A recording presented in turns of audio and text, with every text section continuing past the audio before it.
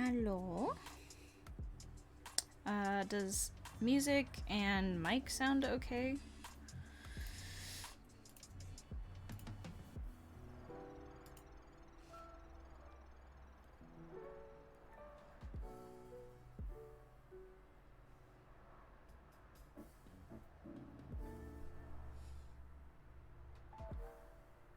Sounds good? Alright, cool. Let me post some stuff in other places on like Instagram and things, and then we'll get started. How have you guys been? Hey Neil, hey Tojo, hey Umber, hey Sung. I think I've struggled with your name before because I'm never sure if it's Sung or Sung.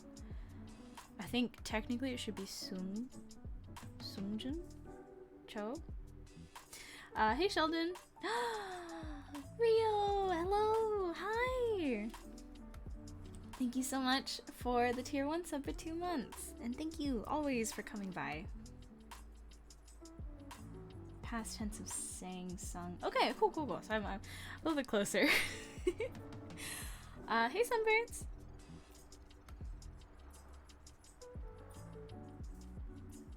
What is that?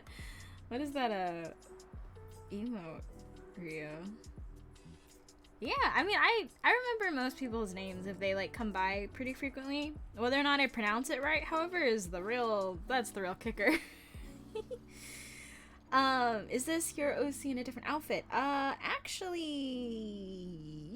well, sort of. So, I, for funsies, started thinking of a couple different projects that I wanted to do, and one of the projects I wanted to do, which I will, not talk about too much until I've like kind of done it, I guess, is I had a, oh, wait, actually I should qualify. Are you talking about the witch or are you talking about the cat girl? Because both of them, they're in different outfits, for sure. I don't know which one you're talking. Cat girl. Okay, yeah. So, I've mentioned this in the past, but, like, I hate drawing my OCs in the same outfit. I don't like drawing the same outfit twice. I don't know what it is. I don't like referencing my own characters' outfits that I've drawn in the past. For some reason, it slows down the whole process for me. I prefer not to do it. And so, instead of doing that, I just give them a whole new outfit every single time I draw them.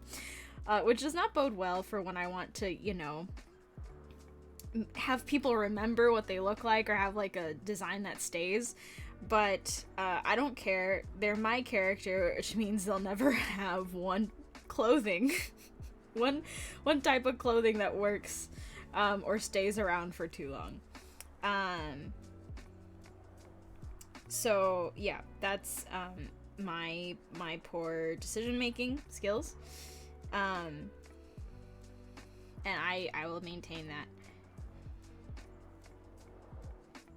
I think that should be it. And then I'm gonna post it on Twitter, and then we'll be off to the races. Hey Gabby. Hey Fire Seal. Hey No Variables.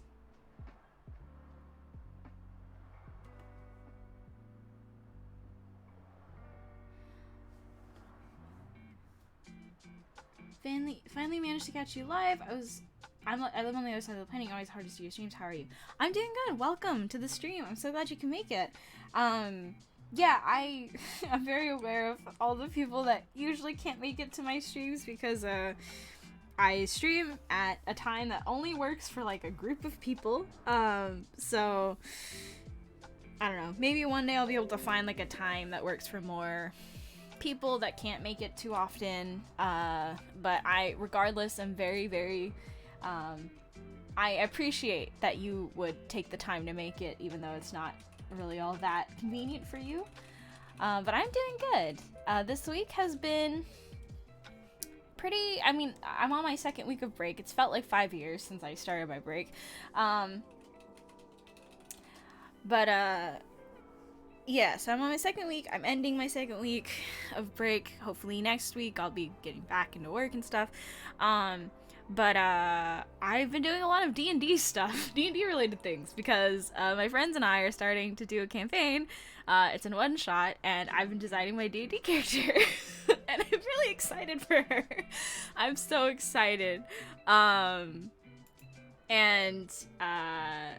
Yeah, so I've been doing a lot of that, and just kind of drawing, honestly, because I don't know, I've gotten into a bit of a drawing mood in the past week, so it's been very fun. Wait, for who? These are for some of my friends from school. So I was talking to them about, like, oh, I'd want to play a one-shot at some point, and they have played quite a few games within their own groups, so they were like, oh, do you want us to run a one-shot for you? And I was like, yes, absolutely. So we're gonna play it physically at their house. So we're in the preparation phase of designing everything, and I'm very excited for mine. What system? I don't know too much. I'm gonna learn more about that this weekend, I think. We're gonna go over to their house, me and Gary, and we're gonna talk more about it. But it's 5e, and I don't know if they said they were gonna pick like a very specific module or anything in specific. They seem to play more by house rules, homebrewing a little bit, so that might be how they decide to play it this time as well. I don't know, but all I care about is the fact that I'm a big buff owl. I chose an owlin race this time, as opposed to my little half elf, and I am very excited to play her. Yes.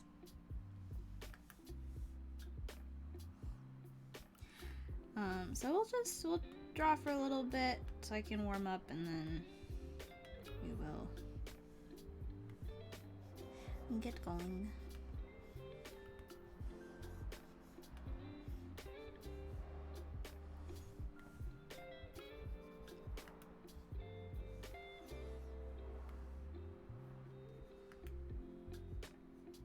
Yes, I've been getting really into it. Like, I started watching Dimension 20. Brennan Lee Mulligan is such an amazing DM. It's kind of intimidating. He is really fun to watch. So I started watching, I started with Escape the Bloodkeep from Dimension 20. And my roommate's super into D&D and super into Critical Role, and so she's been trying to kind of convince me to watch the new Critical Role show that came out. So I don't know if I'm gonna watch that. I've tried many times to get into Critical Role, but I haven't been able to. But maybe this new slight interest will get me to actually watch it. Did I mention what class my character is? My character is a bard, College of Spirits, and a barbarian, Path of the Ancient Guardian. So my friend who is helping us run it, he's not DMing, but he DM'd a lot of campaigns for his friends. He's really comfortable with dual classing, and so he's helping us dual class. Yes, okay, wait, I'm just gonna show you. Look, it's her. I was working on this earlier today. So I'm playing this Owlin, who's this 9-foot tall, kind of like, she's this like 9-foot tall bard. She's mute, so she can't speak or verbalize, but she uses various instruments that are very Asian themed. So she has a gujin, so that's like that big kind of like board instrument that you see a lot of Chinese players use. So that is her kind of like primary bard instrument that doubles as a giant shield when she goes into her enraged barbarian mode, right? And then she also has a couple of instruments that I haven't fully figured out yet, but yeah, so I'm really excited for her. I'm so excited. Because I've gone through a couple different variations. Like, this was one that I posted on my Instagram story, like, a couple days ago, or, like, a week ago. And this was kind of, like, the first attempt at it, but I didn't end up liking it too much because I really wanted, one, a really tall Owlin, and one, a really buff Owlin. I wanted, like, a really big girl, essentially. So this is like my first attempt, and it's very like classic bird person design, right? And I decided not round enough. So I went in and I retried it, and I did a bunch of sketches trying to figure out like what look do I want for them, and I decided I really wanted to go for a sort of monastery Central Asian theme. So I took a lot of, you know, obviously drapery, things of that nature, going into a little bit Shaolin, going on a little bit, like, Buddhist monastery type look, and, which makes sense because her background, she's a hermit technically, not necessarily, like, one of the other ones, but she basically comes from this, like, community of Owlin that use spirits and other types of that to channel through, you know, a more martial arts kind of style. She just ended up speccing into Bard instead. And so, you know, I had a bunch of outfit ideas that I thought would be fun and funky, but then, you know, she also travels. And I ended up going with this one, although I'm not even sure if I want to stick with this design. I just haven't really decided yet how detailed I want to go into it, whether or not I want to like make it super simple so that like as she levels up maybe we'll have more detail. This might be a stretch, but is this session going to be recorded anywhere? So no, we're gonna do this completely offline, and you know, if it ends up going really well and we all really enjoy playing with each other, which I have a feeling that we will, there might be in the future something planned, like if we still want to play a lot of D&D. I don't know if this is just going to be like a one-off thing or if we're going to keep playing. If we do end up wanting to play, or there's other people interested in playing, I might see if there's a way I could put together some kind of like a, you know, live streamed session, which I think would be fun. It's just I've never played D&D before, and it's gonna take me a little bit, I think, to get used to like how it's played. But you know, quite a few of my friends actually are tangentially interested in D&D at the same time. So I'm really excited for my first D&D session because, as some of you guys know, I did design a D&D character a while ago, for a different campaign that ended up not really happening. And let me see.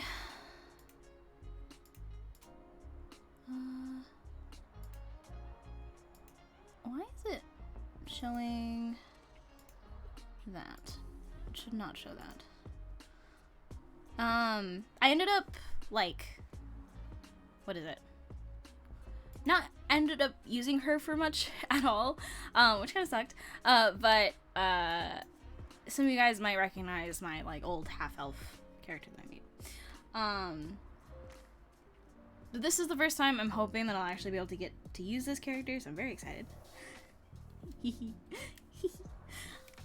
But yeah, thank you guys for liking her. I'm excited to play her, and I hope she, you know, I'm very, I'm very nervous, but at the same time, kind of excited.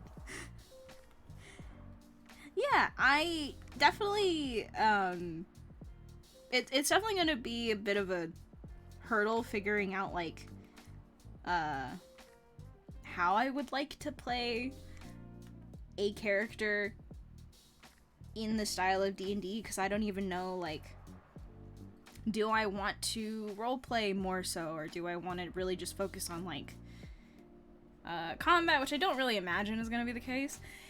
It's just that I've never really done a lot of, like, verbal storytelling. A lot of my experience role-playing in general has been, like, very text-based. Back when I was on, like, DeviantArt and everyone had those, like, role-play art groups, I was really big into those for a while, but I don't know how this will be, you know? So, my character can't speak, but I'll find a way around it. Like, I mean, I could just kind of verbalize what they do, right? What she does, gestures, all that kind of stuff. I'm thinking, like, maybe she could have, like, a sort of a more specialized flute or something like that, like an instrument that sort of speaks to people in their brains or something like that. Like, I'm gonna have to talk to the DM about how we'd want to play it, because I'm fine kind of just having facial expressions and stuff, but since she's a bard, I'd like to integrate it a lot more. And I also have to kind of figure out what her performing style is like, right? I need to figure out, like, because obviously there are solo instrumentalists that exist, but her whole shtick is that she goes around collecting stories from people, and that's how she kind of fights as well. And she's really passionate about stories. So how does she also tell stories that she's learned, that she's collected as a form of performance? I have to figure out how she does that without, like, vocalizing a plot.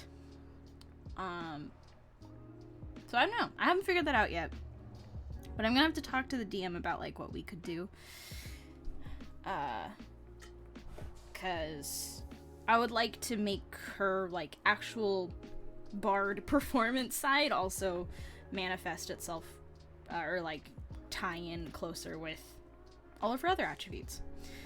But I'm really excited for her to dual class. I'm really excited for her to be, you know, this barbarian on top of being a bard, and go into an enraged mode. I think that'd be really fun. Damn.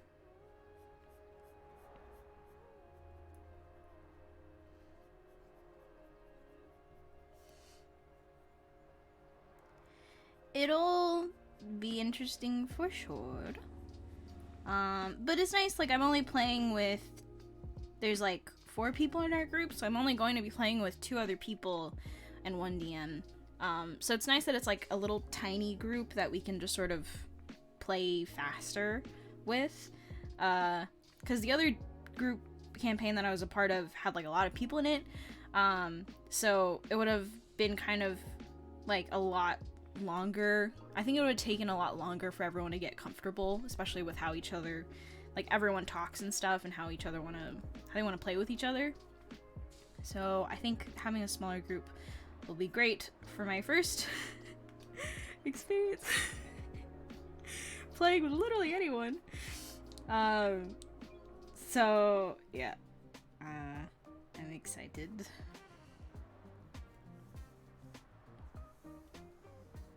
If anything, just because I hear so much about D&D and I know nothing about it really. I've never looked too deeply into D&D, and everyone around me has in some way been into, has played, or has experienced D&D to a much greater extent. So I'm curious and I'm interested.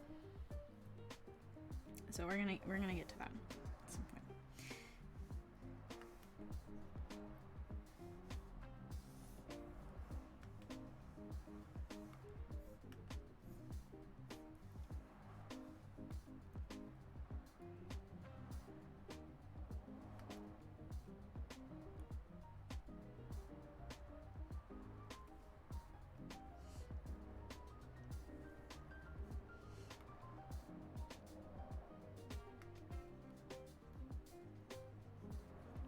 I was thinking how cool it would be if you could actually, like, if you were actually a musician playing a bard, like, you could actually play all of the pieces that you are, like, your spells all have, like, leitmotifs to them, and, like, you can actually play the melody, or maybe the actual song, that is, sort of like the war song, like the war drums that used to happen. I think that would be such a cool idea. I can't play for shit.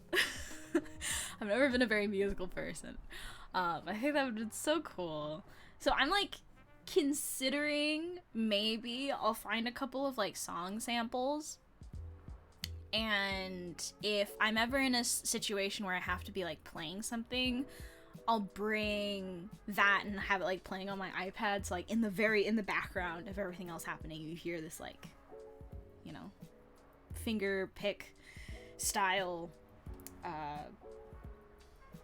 background soundtrack, because I imagine it very closely to when people who went off to war, like they would have that like drum beat to keep people moving to a certain rhythm, and it's kind of like a morale thing.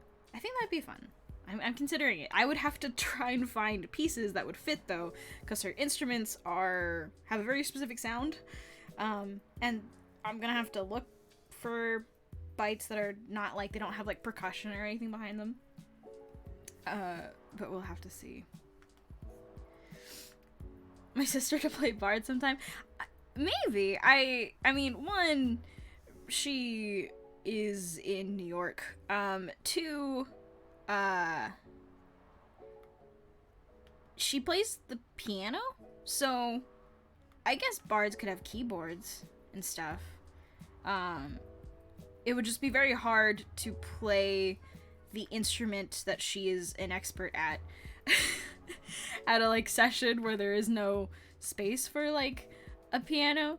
But that would be cool though. I think that would be really fun. I think her friends actually do play D&D. I don't know if she does, but I think her friends do.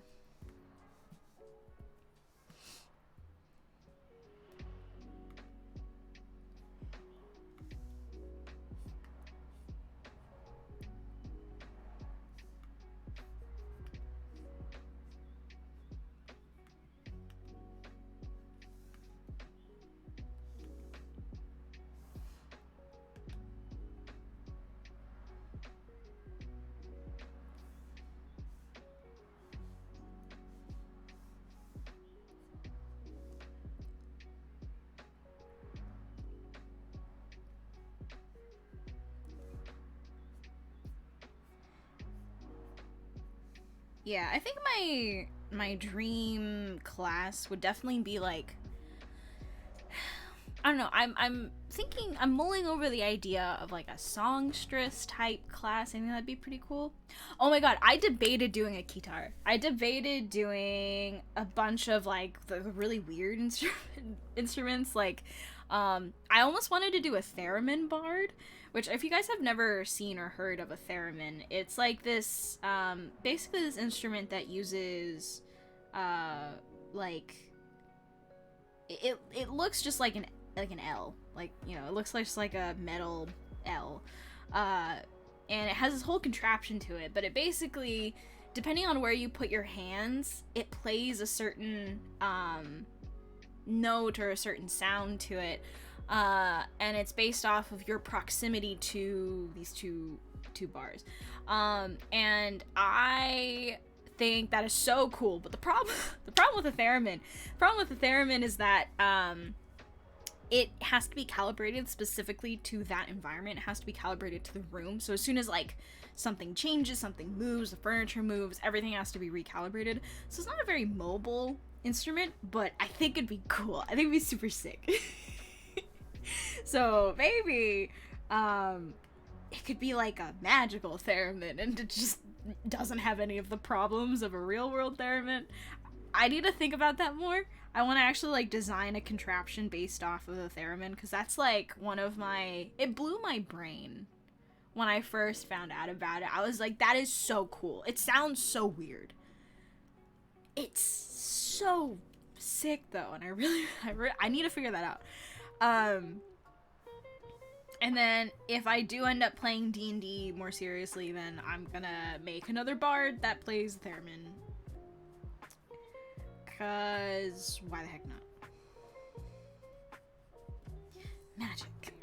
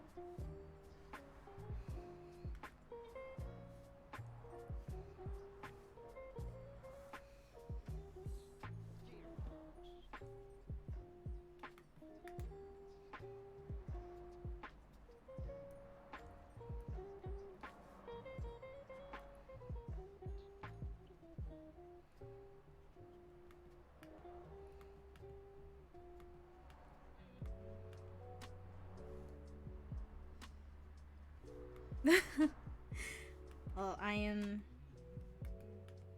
glad it gives you a good feeling. I'm glad it's good to look at.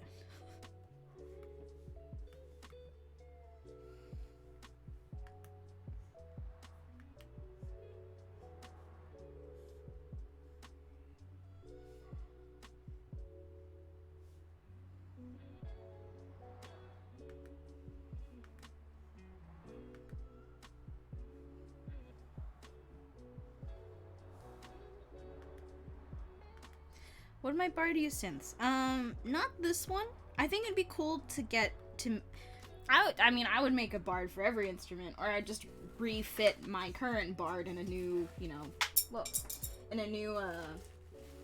outfit or a new motif for it. But I think a synth-based or synth genre type bard would be really cool. I'd have to think about like what instrument they'd play. Because the setting we have is very fantasy. I think very basic class fantasy. So that I think it'd be a cool thought challenge to figure out like how could you still do a fantasy thing and then just give it a synth spin. I think it would be a fun thought experiment for sure. But one that requires a little bit more thinking. I take it back. I take all of this back. Welcome! I'm glad you could finally make it.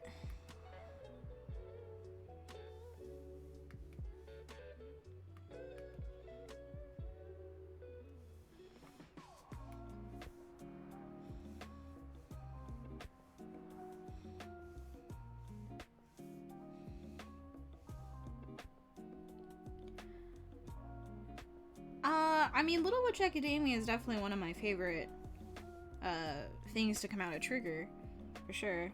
I love Yoshinari's work. I think his art direction on the original Little Witch Academia movie was chef's kiss, amazing, beautiful, very satisfying. I own some of the only art books that came out of Little Witch Academia. I chased them down because they only released in Japan. And I consider it one of my all-time favorite films, for sure.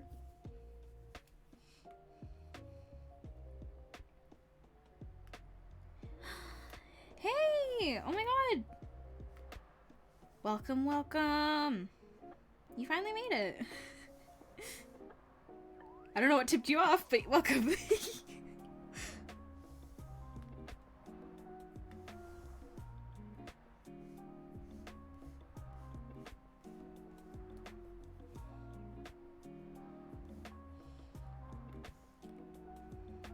Oh, did you check my icon?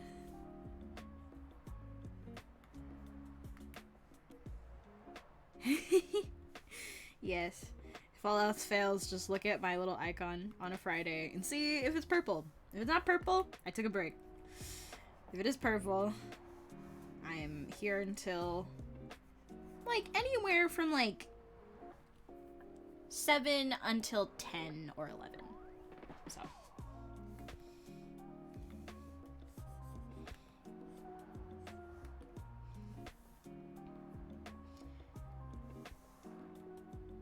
Yes, you do have to draw him, actually. I want to see the honestly one of the most uncomfortable characters to look at. I want to see him in his ultimate form. Are these still commissions from a long time ago? Yeah, well, I'm currently just drawing for fun, but we will be getting to the commissions from the charity that we did in end of 2020. Yes, we'll be getting to those soon.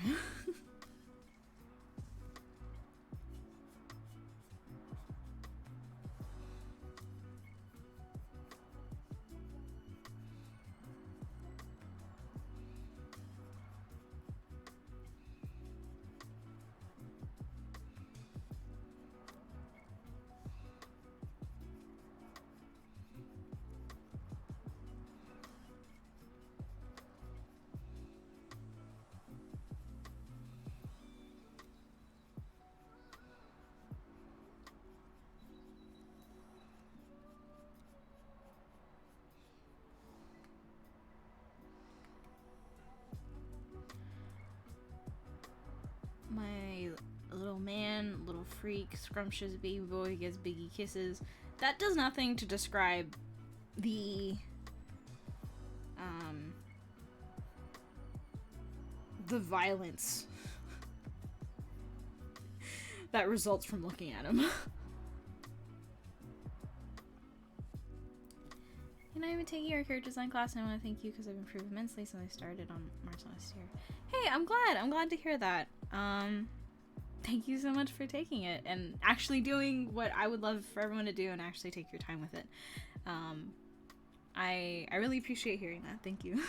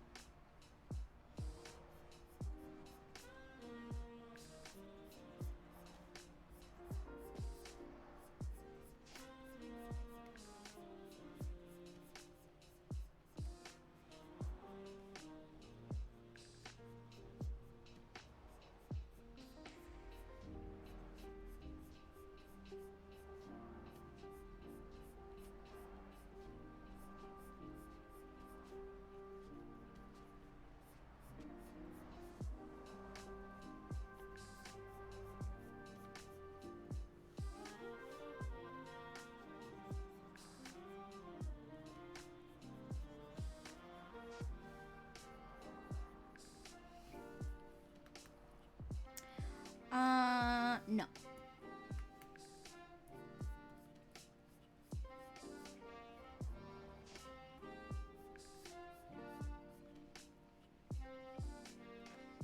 I respectfully decline your request.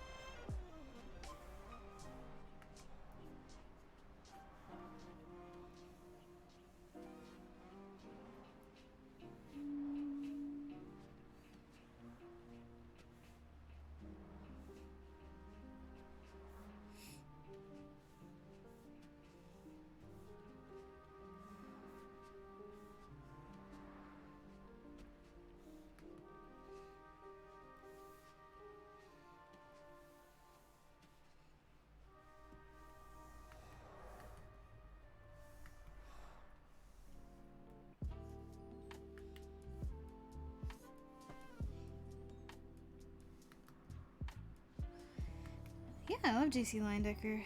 I consider him probably one of my primary influences when I was growing up. Definitely one of my favorite Golden Age artists.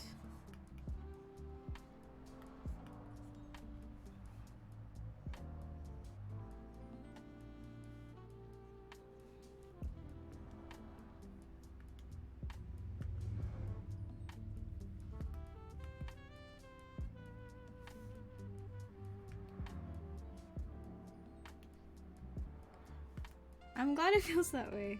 Thank you very much.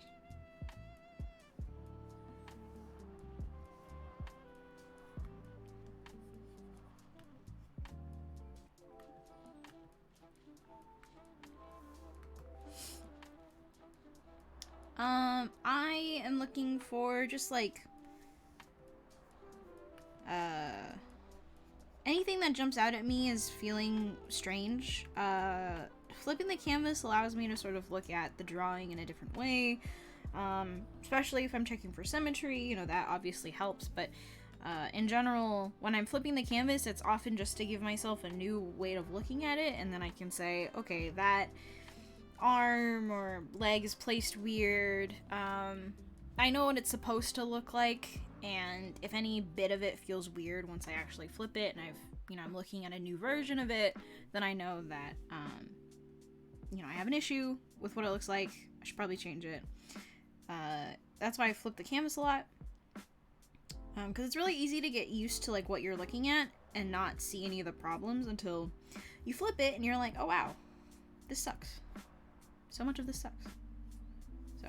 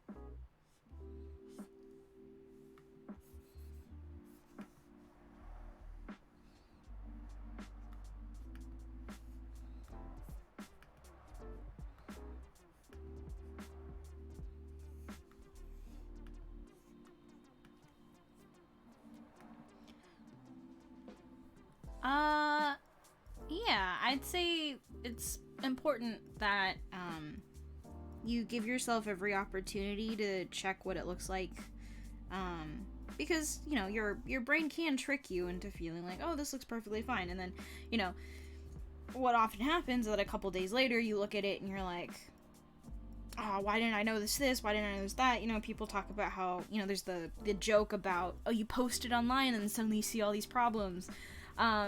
That's kind of the same idea. Like, whenever I flip something, I am able to check if there's anything that kind of jumps out at me as being, doesn't look as good as I thought it was gonna look like. Suddenly it feels kind of weird. It's somehow sending alarm bells, even if I don't exactly know why, and so then I can go back and rework it. It doesn't catch everything. Obviously, I still have a lot of things where I'm like, why didn't I notice that when I was drawing the thing? But it makes it a little bit easier, for sure.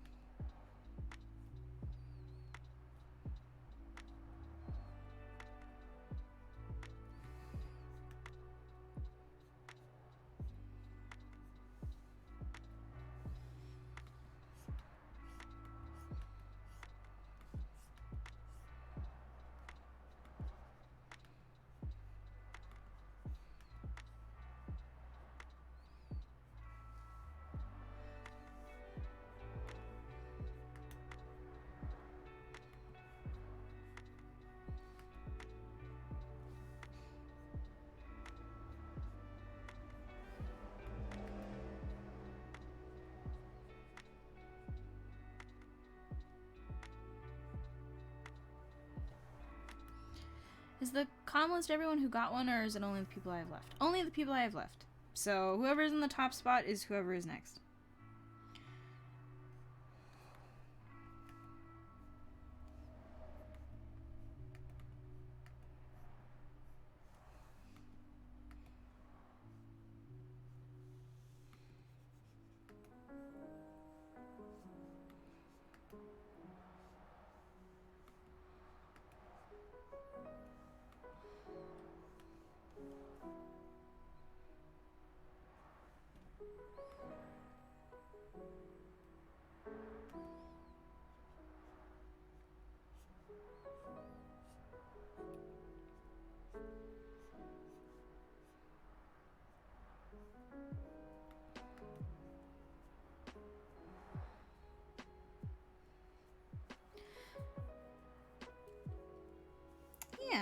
think it works sometimes. I really liked how it looked in this one, but I was using a different brush for this one.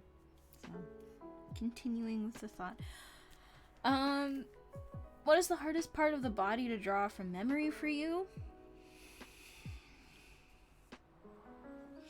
I still sometimes struggle with musculature, like especially in the forearms. So especially for like super muscly guys, women, anyone, and they have these like really built forearm muscles. I still really struggle to remember those. I never put in too much work memorizing those early on, and so then I had to catch up with that knowledge, and so it's not nearly as cemented in my brain as some of the other places on the body. So I really still hate whenever I have to draw like a super muscular forearm, despite it being honestly one of my favorite parts on the body to look at, because like the arm is just so magical and nice looking, and like when you see a really well muscled arm, it's like, wow, that's an amazing study in form and surface, like planes and stuff like that. Lighting it always looks great, but actually drawing it, can't remember. Can't remember how to do it. But yeah.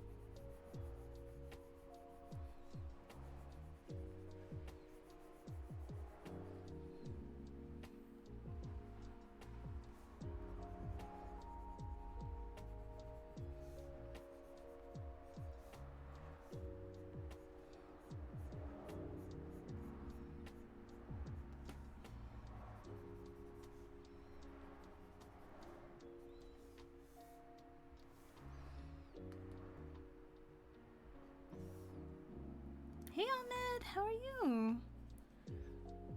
I haven't talked to you in a really long time. How have you been?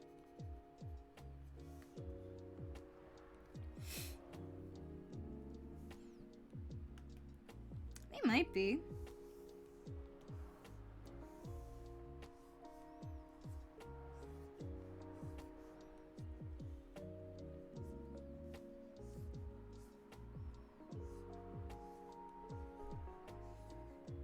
Maybe I should just move the knee up.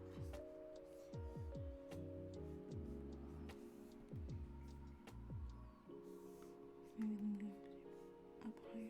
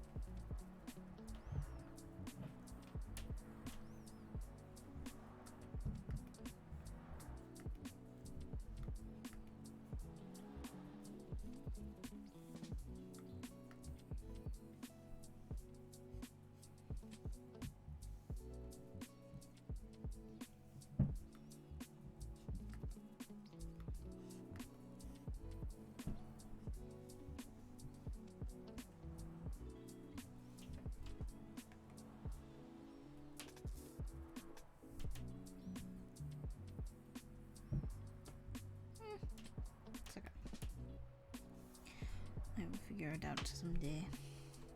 Oops.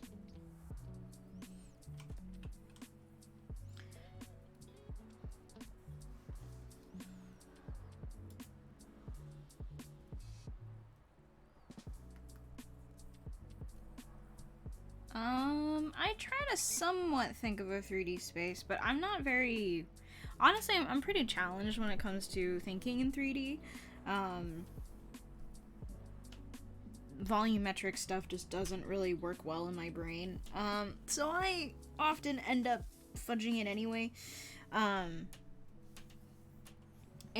I rely a lot on my gut instinct to kind of tell me when I think things are wrong and not working very well, and then I'll try to also, spend a lot of time looking at people's work that is very much on a technical scale a lot more refined and a lot more accurate, and I'll try to train myself to notice those things more,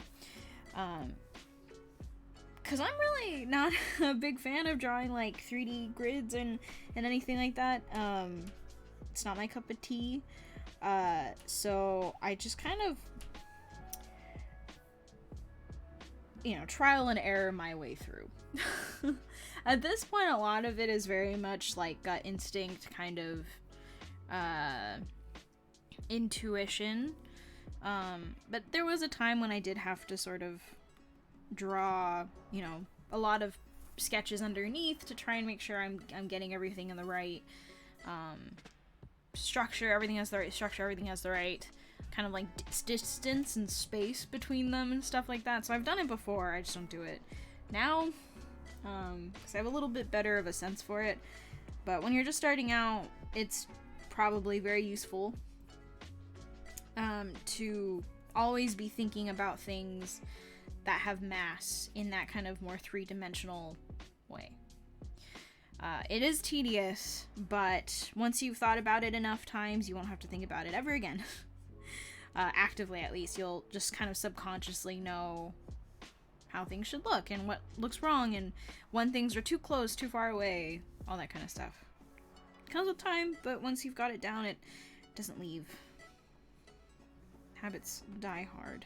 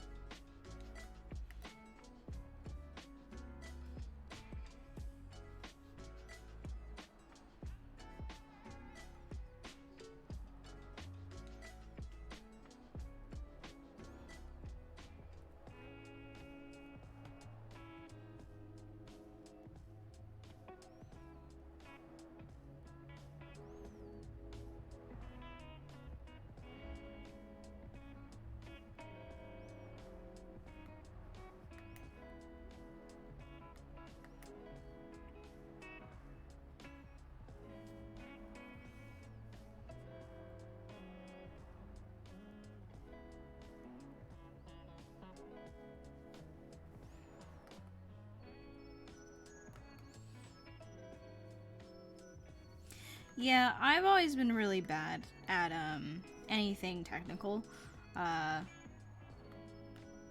Like, I mean, if just talking about academics, I was terrible at geometry. And maths in general, not very good at. Not very good at adhering to proper perspective, and much of that sort of hard surface training really escaped me. So, like the Peter Hahn dynamic sketching stuff is probably like the total polar opposite of my preference for how I draw, because I don't like being that hard. It's really difficult for me. So a lot of the things that I draw, I sort of gut instinct it, and then, you know, if I notice it looks bad, then it looks bad, and I resolve to do better next time. This is a brush that I made. It's a brush that occasionally changes with, I believe, where is it? Shape Dynamics size jitter. I think this is the only thing that's different, is the size jitter. I have it set to pen pressure, and then it just is set to something else. Instead of being like, what is it, 0? This is like normal brush. I just set it to something a little bit more chaotic, I guess. And then that's it, pretty much. I like it sometimes. It's a pretty nice brush when you don't want a ton of like actual size variation. I can't really get too much size variety with this brush, but it does give you just that slight bit of like fake texture, because it's not actually texture, it's just a little bit of a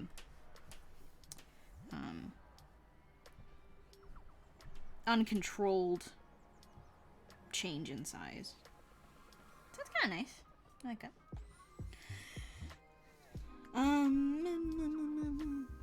Let's see. What else?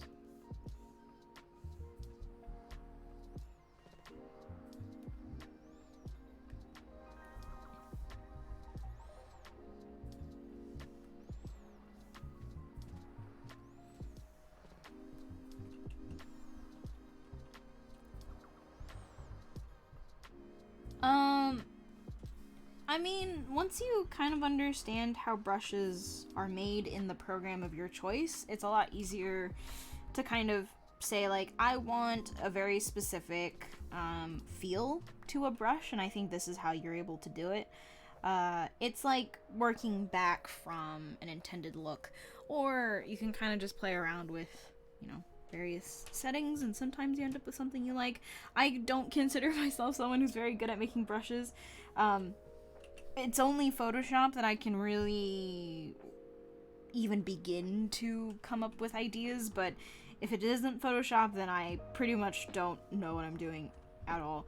I very rarely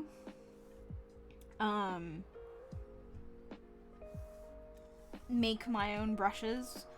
I only pretty much like edit my own brushes, or if I need like a random pattern, or if I need like a texture or something, I know how to make it myself.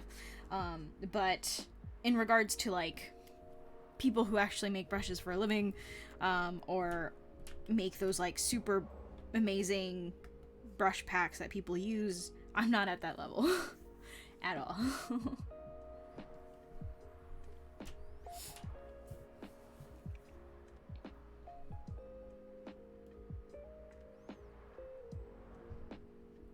Is Procreate harder for you than Photoshop?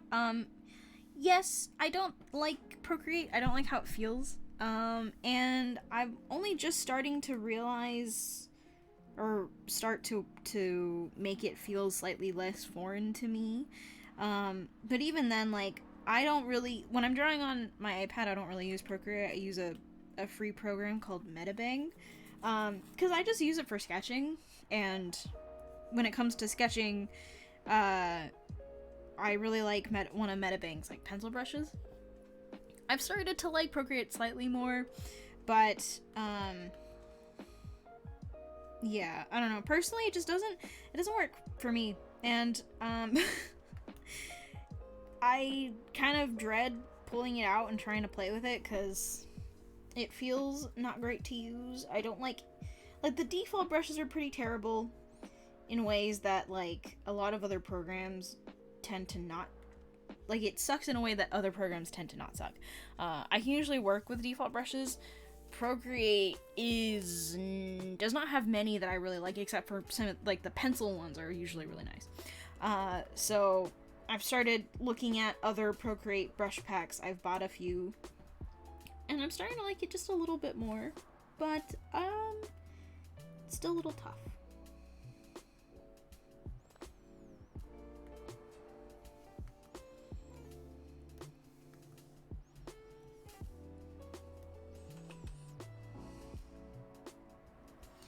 Let me throw a little bit more color on this girl before we get started. I couldn't figure out what color I wanted to make her, the rest of her.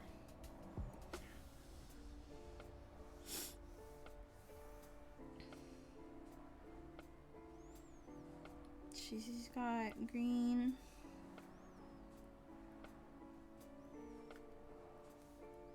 She's got yellow. She's got red.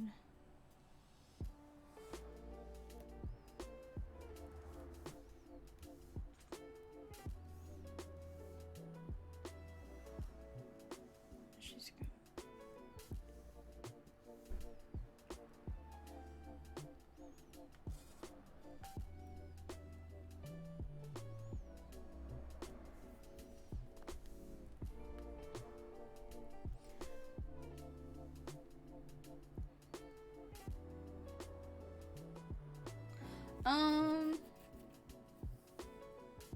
I think Procreate's just simpler in general. Like, I think it has not as much like residual UI left over from when Photoshop used to be a photo editing software versus a drawing software.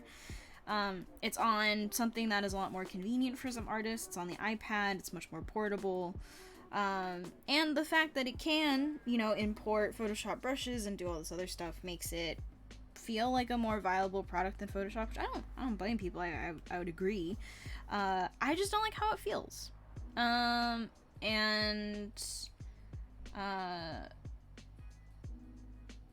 It might just be the fact that I haven't found like the perfect brushes to use in it. My Photoshop brushes tend to not translate very well in Procreate the way that Procreate's brush settings, which by the way make no sense to me. I cannot edit a brush for the life of me in that program.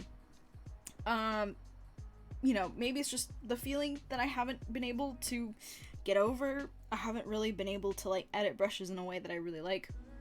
I just don't think Procreate's my thing. It makes no sense. I kind of wish it was closer to like Photoshop or Clip Studio's brush settings, because at least I understand those, but it's like, it's got some weird settings in there. People can make some great things with Procreate brushes.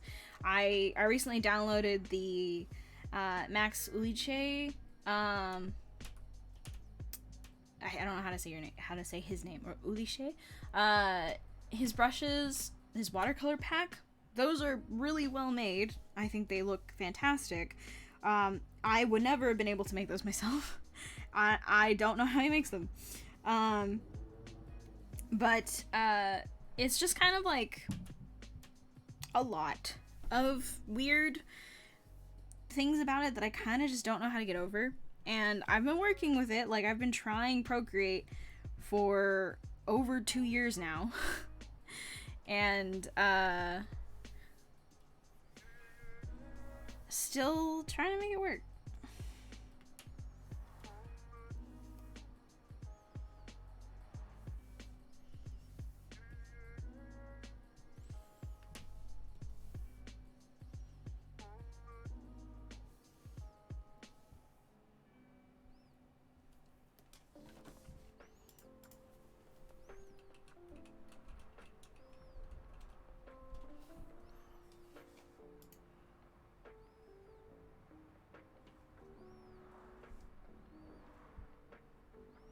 Oh, he did the,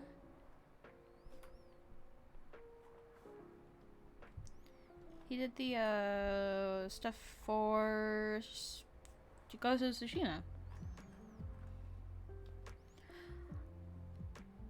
Yeah, I mean, like, I don't doubt people have made great stuff in Procreate. That's not the issue. I think I just don't like it as much. And I need to keep working with it until I find maybe some way to use it. But I don't think it's for me right now. Every time I use it, I'm like, I'll just go back to Photoshop.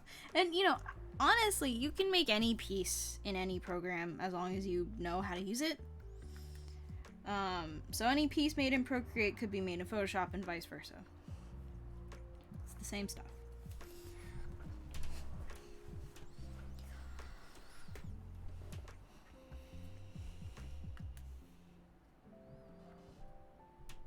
We're spending a little bit too many colors here.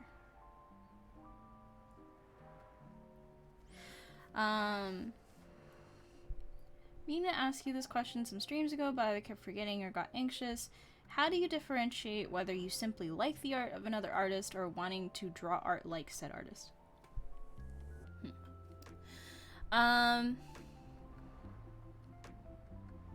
I think you kind of first have to start with the question of, what is it that you like about art in general? Because, you know, I was super convinced at one point in my life that I wanted to make manga. I wanted to draw like Japanese artists. I wanted to draw the most manga looking art you could ever see. And oh, Peach. Oh. Sorry, my cat's having a sneezing fit. Peach, it's okay.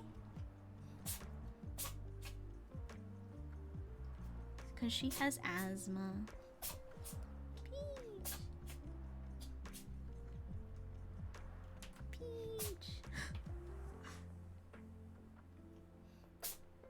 I don't know if you can hear it, but it's very distracting.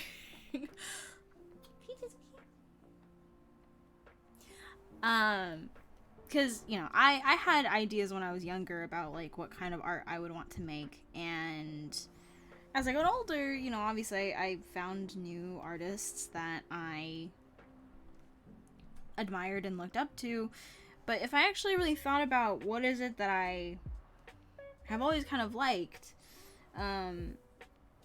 way before I got super into anime, way before I got into like concept art and like splash art and stuff like that, there are just certain artists that I thought really spoke to me. Not necessarily in the way that I wanted to draw like them, but just in the way that for some reason their art unlocked a part of my brain that felt so much more real and genuine and close to home than artists that I saw on like Twitter and stuff like that. So I have a lot of artists like that. J.C. Leyendecker was one, Alphonse Mucha was one, Gustav Klimt was one, Egon Schiele was one.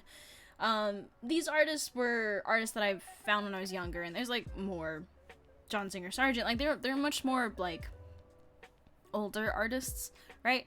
And I saw those when I was younger, and then I grew up, had a whole new range of influences, which did make a major impact on me, but in a different way.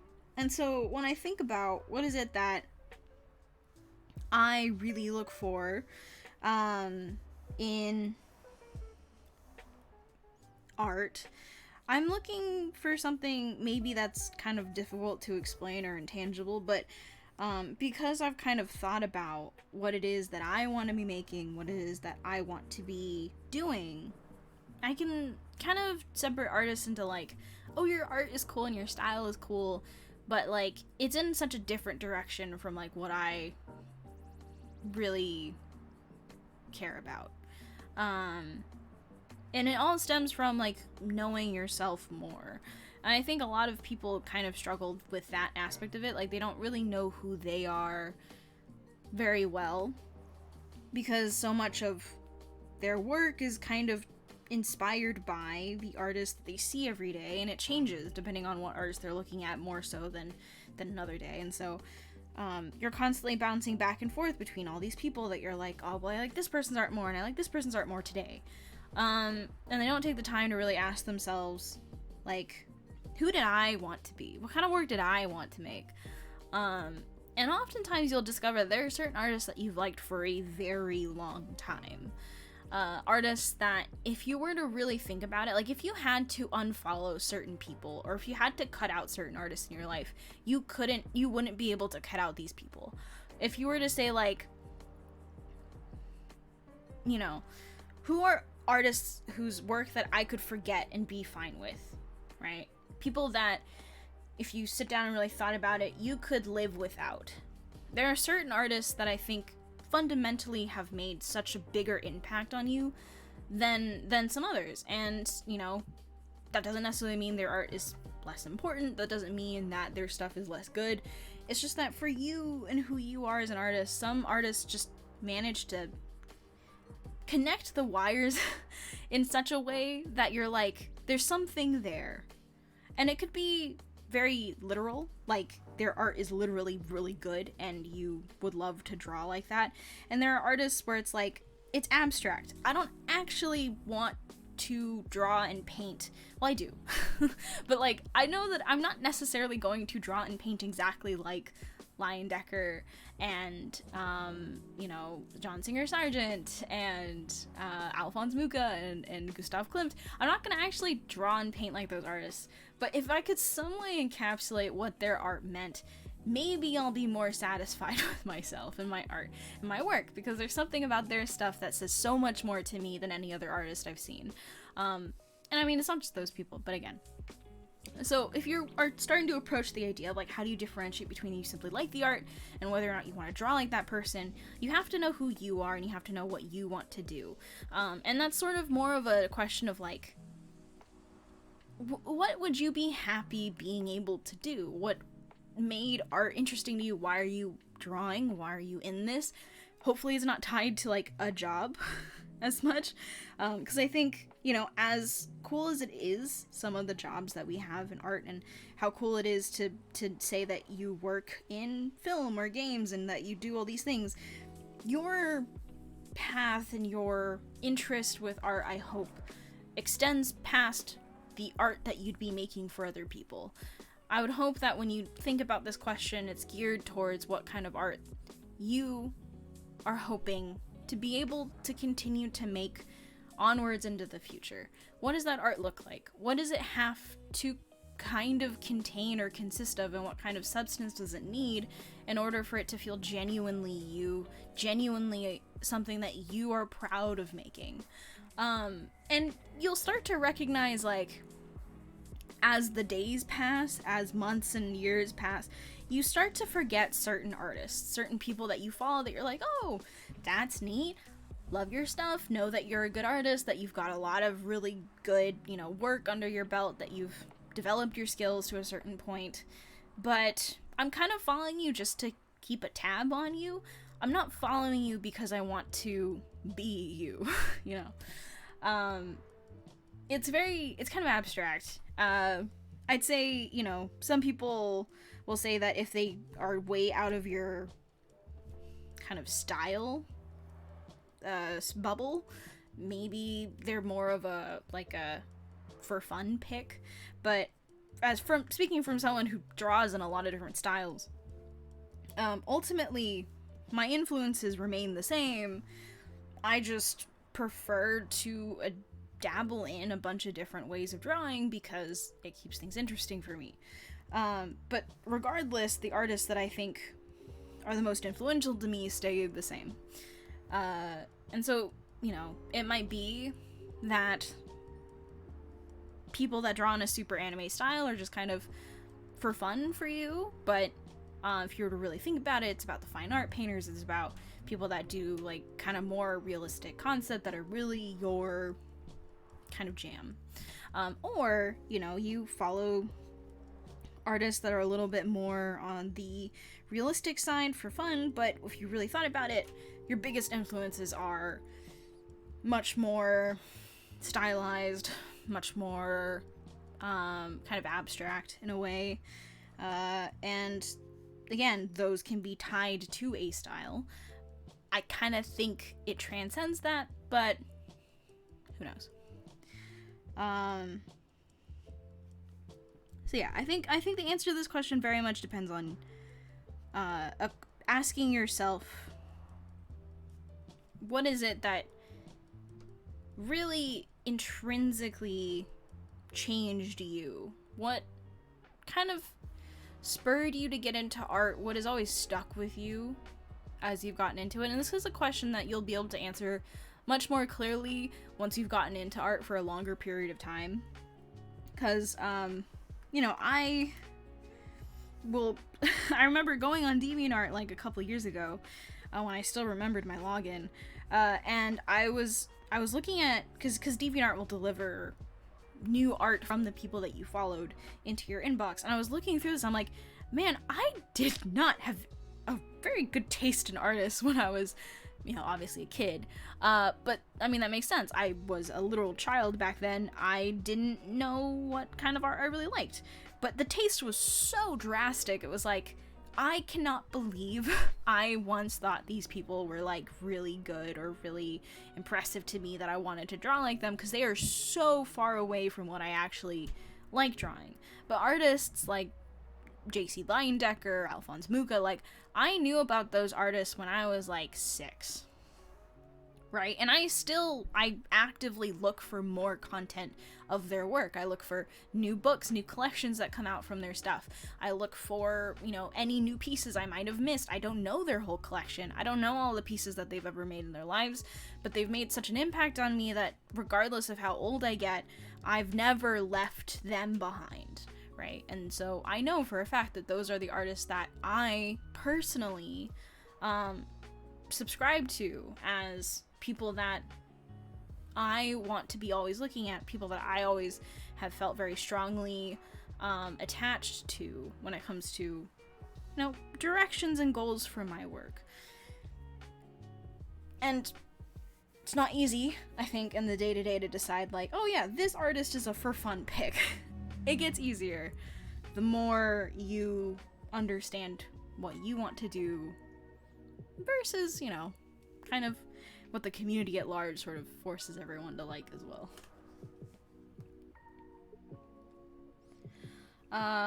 The worst art program, in my opinion? I've never been able to understand GIMP. Like, GIMP exists. Some people have made some crazy things with GIMP. I don't think I'll ever understand how GIMP works. Like, I don't think I ever could. And it's a little upsetting. A little upsetting. Because I really like C.T. Chrysler's stuff. I think he's the only person I know that actually uses GIMP. But man, that program kind of sucks. It isn't very good. Not in my opinion. But people have made it work, which props to them. But, yeah, nope. Nope.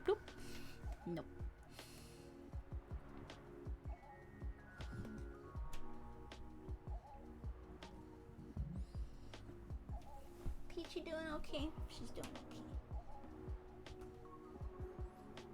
She's licking her Pete's now.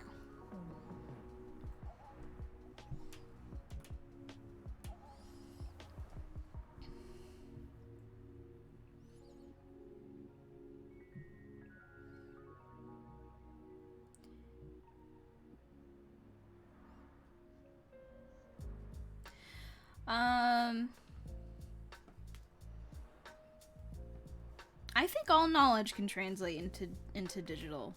Like, I think ultimately the real transition, the difficulty with the transition is asking a digital artist to translate their knowledge into traditional. If you're going from traditional to digital, the same things ultimately apply, except there's a different way that people tend to expand and render their work. Like, going into coloring and stuff, very different kind of process or way of thinking about it. A digital artist that's only ever done digital work will not really ever be able to, or not necessarily not ever be able to, but just like, it is definitely a whole new process to relearn what physical mediums feel like and how to use them. Digital mediums represent kind of an absolution of control, right? They are, they're never going to necessarily surprise you, and that's why people make a huge effort to try and make brushes or programs centered around surprising you, because digital mediums can always have happy accidents. They can always have something that, kind of as a result of the medium, change the way that something looks. Digital mediums, that can happen, but not necessarily in the same way, right? You're not gonna have your medium act out against you. It's only gonna be strange new directions that you take, and you pivot your idea because you end up with something that looks potentially more interesting than your original one. So I'd say the difficult transition would be from going from digital to traditional. If you're going from traditional to digital, that won't necessarily be a problem. So I don't think you'll have, I mean, it'll be new, but you're not necessarily going to not be able to do it. So if you want to do digital stuff, like, just go for it. How do you color your characters with block shadows and highlights? When I try to do it, I tend to add way more small block of shadows and highlights to make it look colored. So how do you think about adding harsh shadows and highlights? With shadows, it's important that you try to, unless you're going for a super lit look, like a overly lit character with the lights kind of overpowering the shadows, you want to have your shadows in a way kind of grouped together when they can.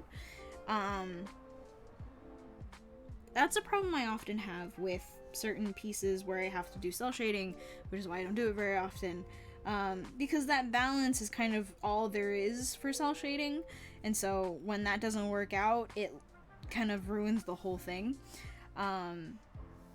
But I'd say group your shadows when you can.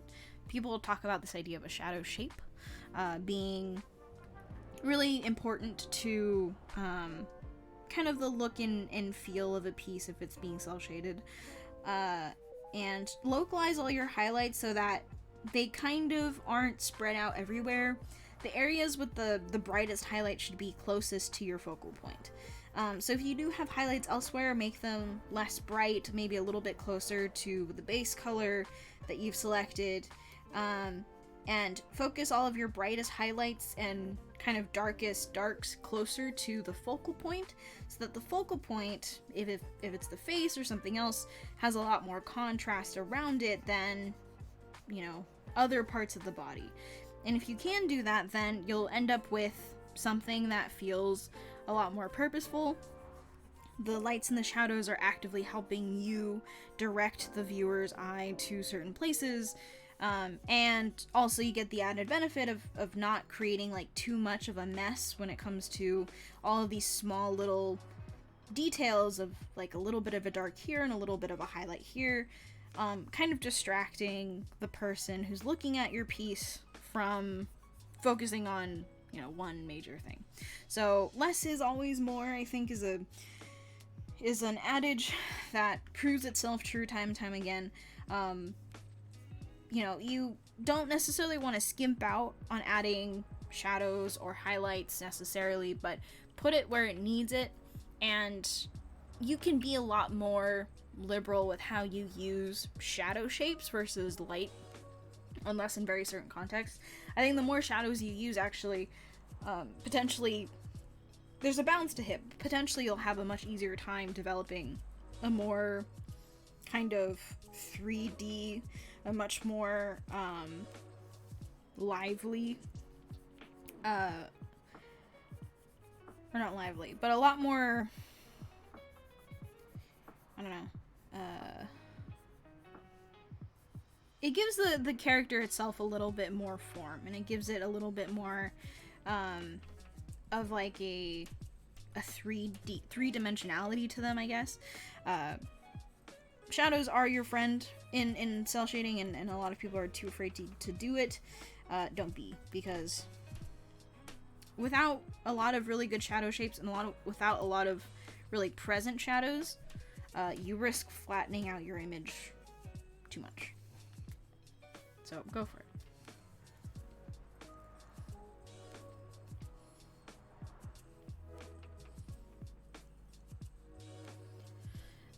Whichever.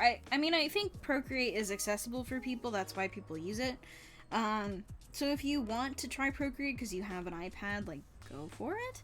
Photoshop is what I've grown up with. It's what I've used for literally over a decade. And so, because I've used Photoshop, I can take the knowledge I have of using Photoshop into other programs because they're all basically the same thing. It's like, the differences between an Android and an iPhone, functionally, you're still using a phone, and so the design has to be kind of similar, right?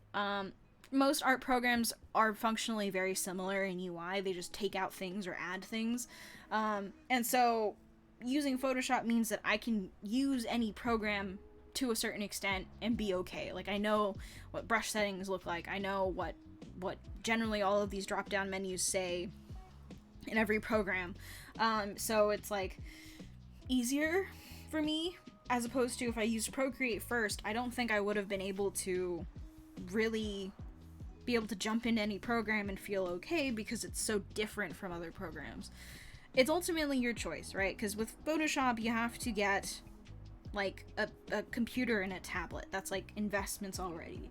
If you already have an iPad, then like you can just use Procreate first. And if you decide that you want to kind of transition out of it and want to use more,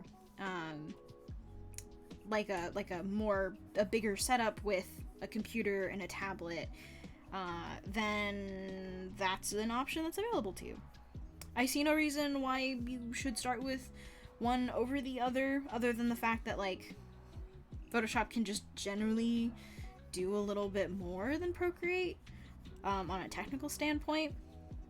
And I think having a computer is really helpful, but people have been able to use Procreate in a way that I think works for professional work, and some people have completely switched over, so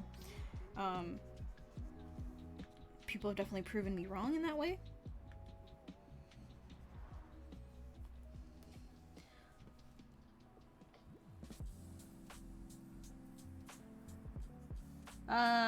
Is that character from your imagination? Yes.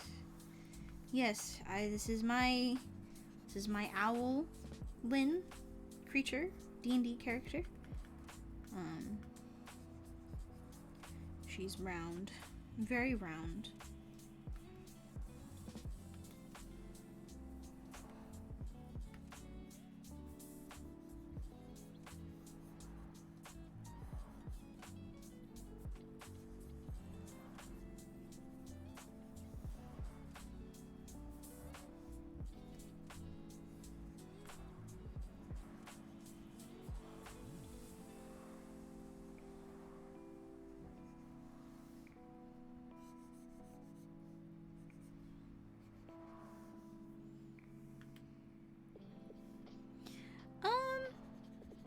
Depends on the design. I think certain designs are a little bit more carefully created in order to be more functional. Some of my designs generally are a little bit more out there. I'd say this is definitely one of my more out there designs because if we're really gonna be honest, like, she looks a little too rich, a little too encumbered. Like, her race is supposed to be able to fly, and I was kind of thinking maybe she couldn't because she's really big. She's 9 feet tall. If I haven't mentioned that already, she's 9 feet tall. So, you know, she's huge, and does that mean that she can't really fly that much? Well, then she probably, if she wanted to fly, she would want to take off as many things as possible in order to not have to be weighed down so much. But she also carries giant instruments, so I wanted her to be big. So it's like, okay, so not only that, but she also has a lot of gold on her, and if she was ever to just walk around, a nomad generally doesn't want to be noticed as much because she does go from town to town. So she probably doesn't want to be dressed in super bright colors or have a lot of gold around her. This is a lot more, I'm taking a lot more liberties with this character than I would if I was going to design her functionally, which would consist of a lot of super darker, maybe a little bit more desaturated colors, not necessarily brown and black, but just generally less eye-catching. You know, if we were to think about fabric and dyes having kind of socioeconomic connotations, purples and blues are really expensive, right, to dye a fabric with. So it's like she wouldn't probably have gold or blue toned anything if she is someone who doesn't have a lot of money. And I was like, well, you know, where am I going with this? And I will say, this isn't necessarily a design I'm like sticking with. I still haven't figured out if I want to stay like this, but I also know that I'm probably not going to go super functional, unlike some other designs that I've made in the past where that is a bigger issue, right? Thinking through a design fully is something that means more in other projects, but for D&D, part of me is just kind of like, nah.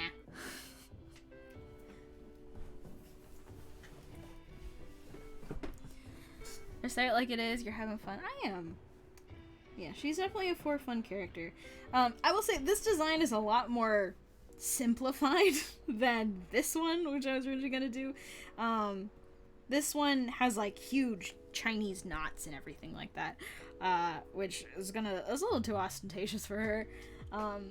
But even this is still pretty jeweled, pretty decorated, so I don't know.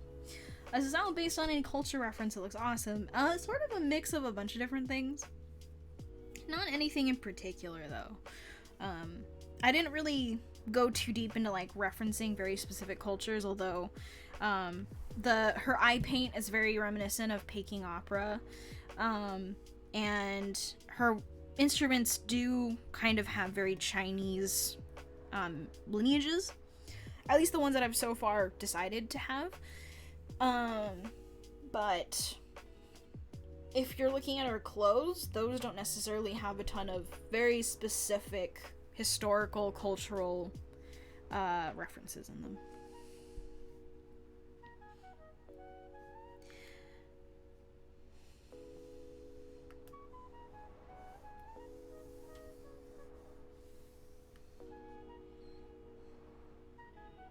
I did want to practice using textiles and stuff, but I can't decide how I'd want to use that on her. Maybe her coat could have something on it, but I don't know what it would be.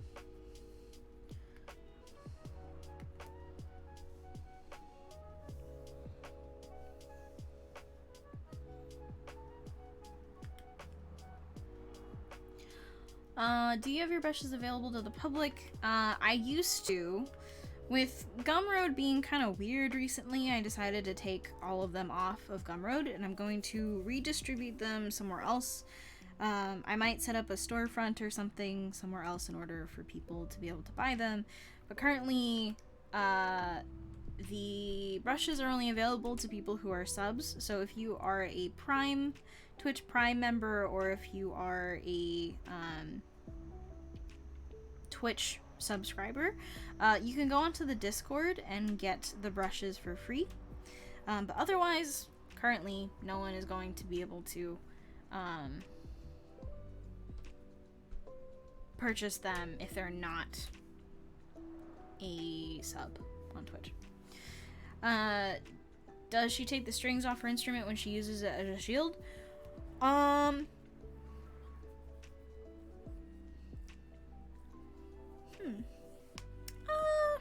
I mean, you shouldn't be slamming any instruments for any reason whatsoever anyway. Right?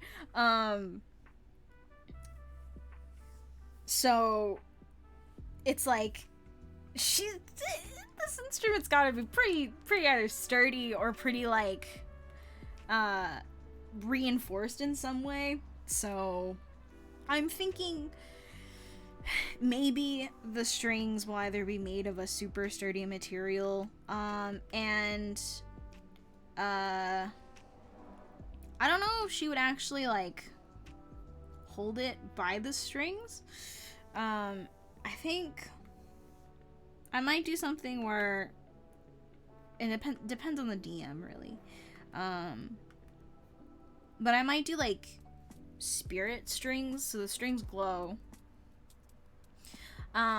And so there's not actually strings on it normally, and if she needs to like change it into the sort of shield version of it, the strings will kind of like merge together into a strap versus like be separated.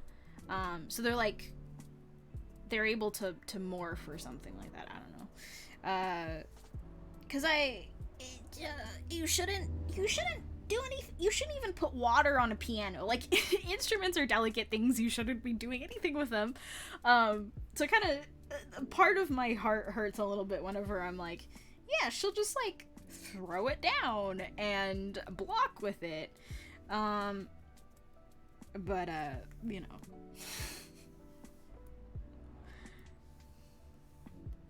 I'm doing homework but have a pressing question about drawing. Do you construct your character's clothing by order of bottom layer to top layer? I don't do that normally, but that is a good skill to have. I think it's good to think about. Especially if you're designing a costume for a character, knowing kind of how to divide up all those things is good. And it's also good to think about that kind of stuff when you are just kind of drawing them. The bulkier the character should be, the less form-fitting your outer layers should look like. But, I mean, I think about those things when I have to, I guess.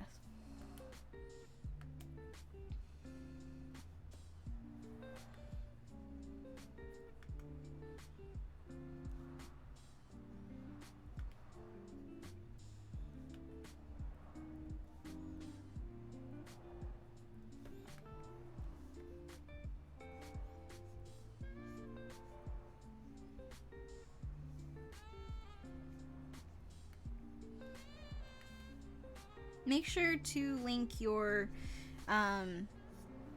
Twitch to your Discord. The Discord automatically will sync your account to the necessary role so that you can access the channel.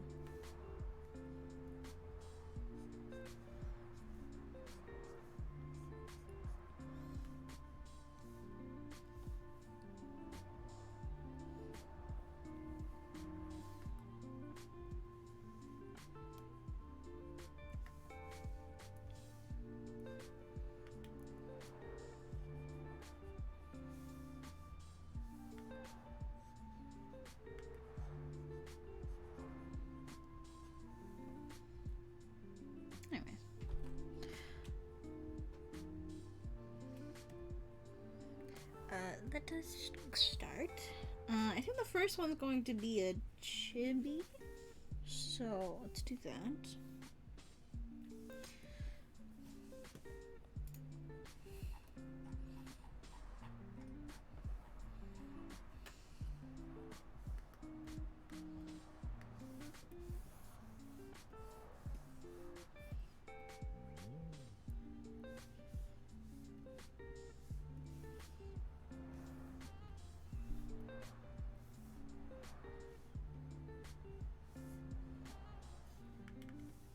I don't actually remember how I used to draw chibis. Hold on.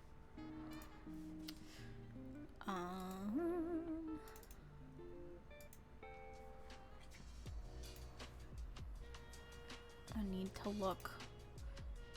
Where's the last chibi that I did?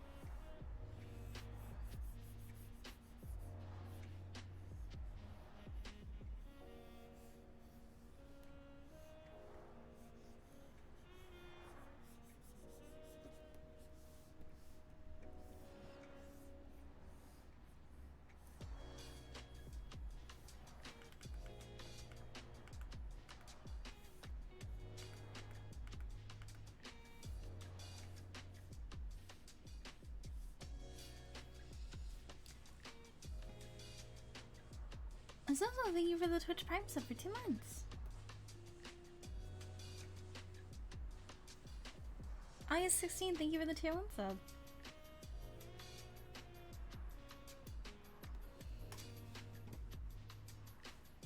Let me see.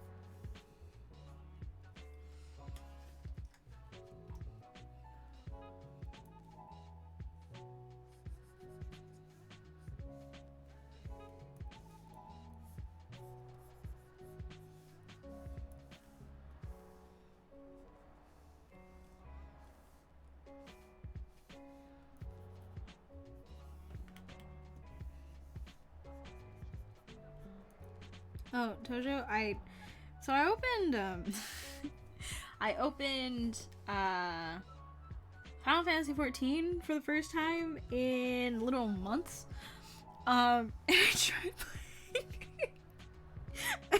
playing, and it was so bad. I felt literally like, I literally felt like I was trying to, like, speak through, two different bodies to, like, get to my hands to, like, do the skills and stuff.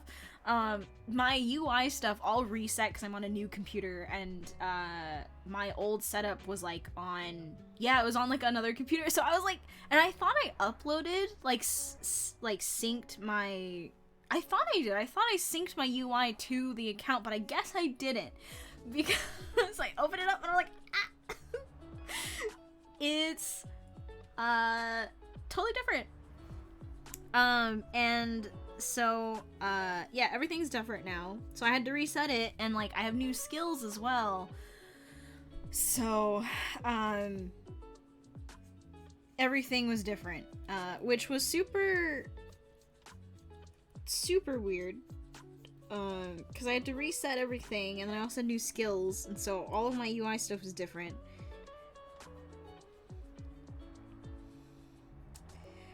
And then, so I had to relearn new key bindings because I don't remember what my old key bindings were. And then I also had to, relearn the class. And, like, thank God I was learning Dancer, because relearning Dragoon and everyone else is gonna be a nightmare. Even if they haven't changed much, the fact that I have to relearn key bindings and the class and remember my rotation, it's gonna all be new. I'm not excited, but I did try it, and I felt like a newborn baby deer stumbling through trying to remember all of my key bindings.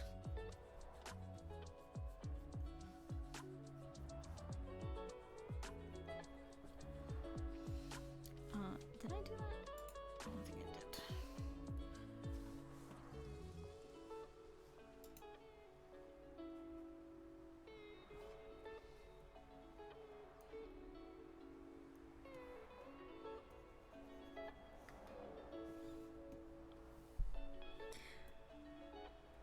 Yeah, 'tis okay though. I will presently get over it if I play more.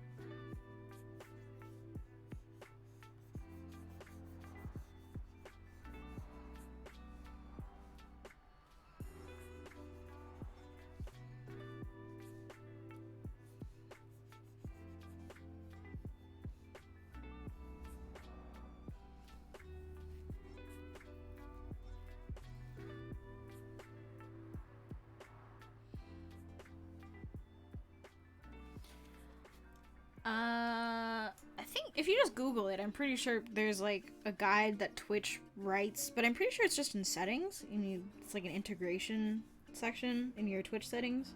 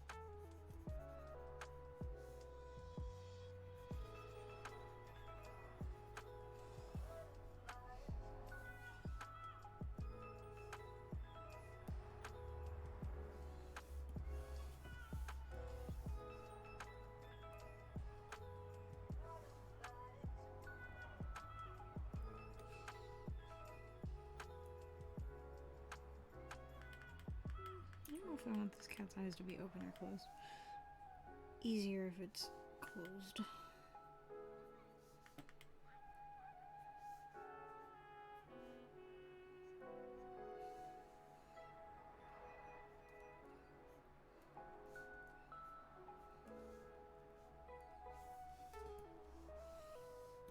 Cat.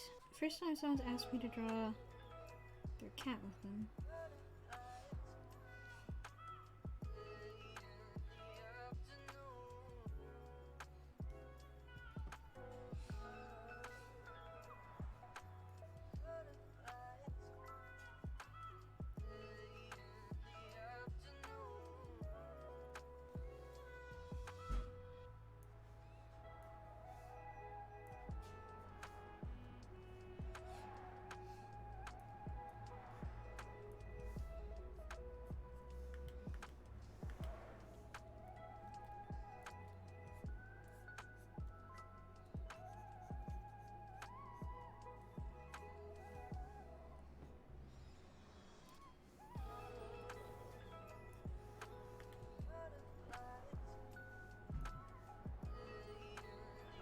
Give it a couple minutes after you sync your Twitch to your Discord.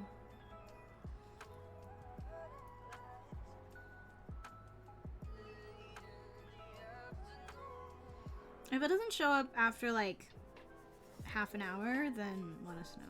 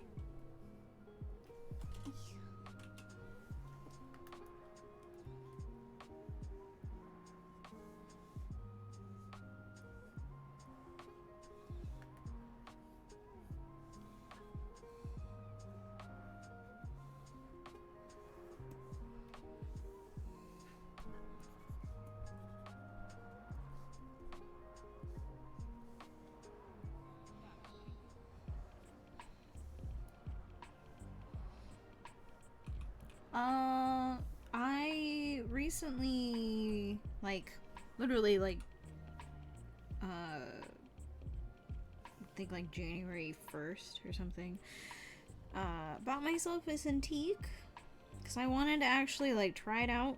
I still have my Intuos, although it was kind of starting to, like, the cable itself wasn't really as healthy as it used to be. So as soon as I like jostled it or something, it would like turn off because I've had it for a couple of years.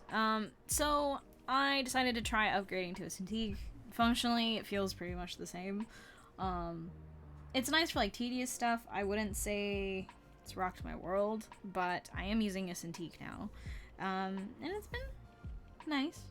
It gets really hot though, which is not gonna be fun, because I don't have AC where I live. So summers are gonna suck a lot.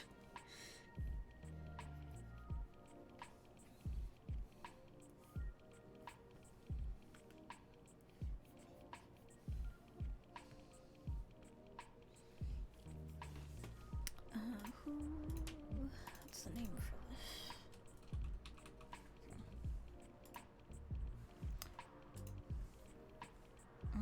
I do not know.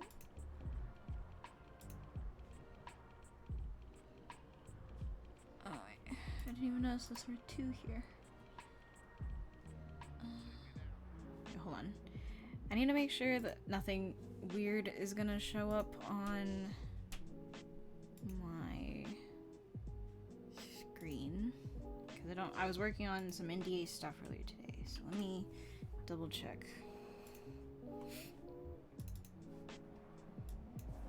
Hold. As soon as I save one thing, it should be fine. Okay.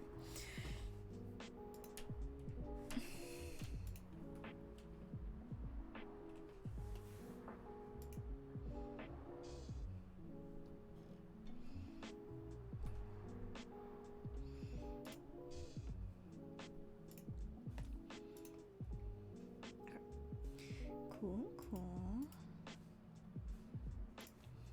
Now let's move on.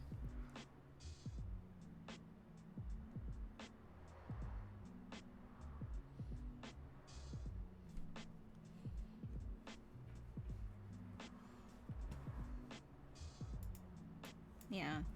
My current thinking is that I might limit stream critiques to either like just people that are subs on Twitch, or, you know, there's like a full another thing that we organize where more people can submit, or we do it like special stream event, and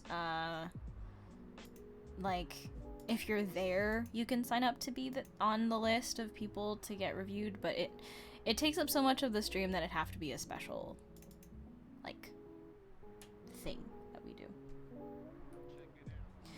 Even that's a lot. I only stream once a week currently, so that stream kind of has to be taken up by the commissions that I'm doing, that I'm still working through. So if I do end up ever getting the chance to stream more often, which when I'm working these is usually not the case, then we'll think about it, but yeah. Okay.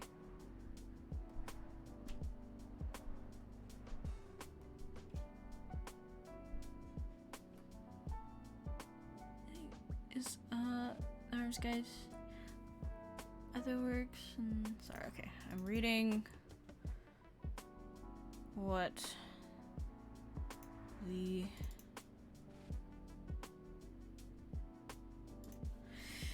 commission request is. Okay.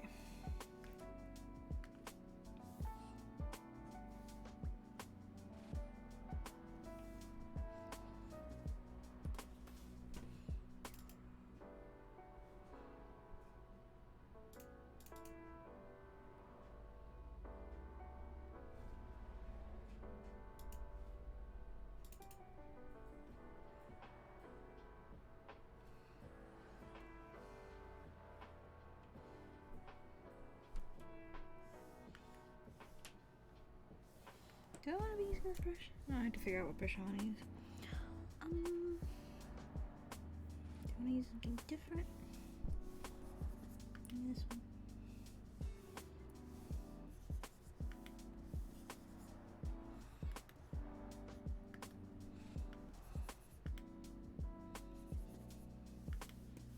And this one.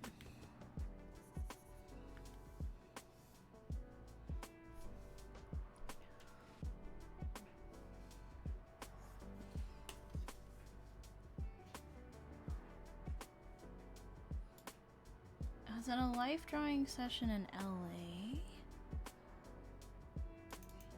In LA? How long ago was that? 10 years ago? Oh my god. Was it me? Are you sure it was me?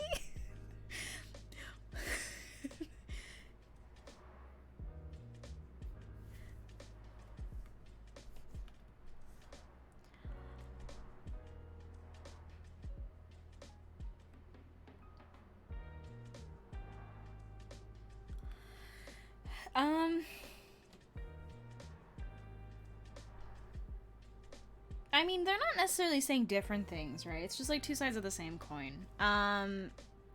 The idea is, when I said long, confident strokes, I meant that your goal is to be making, you know, lines that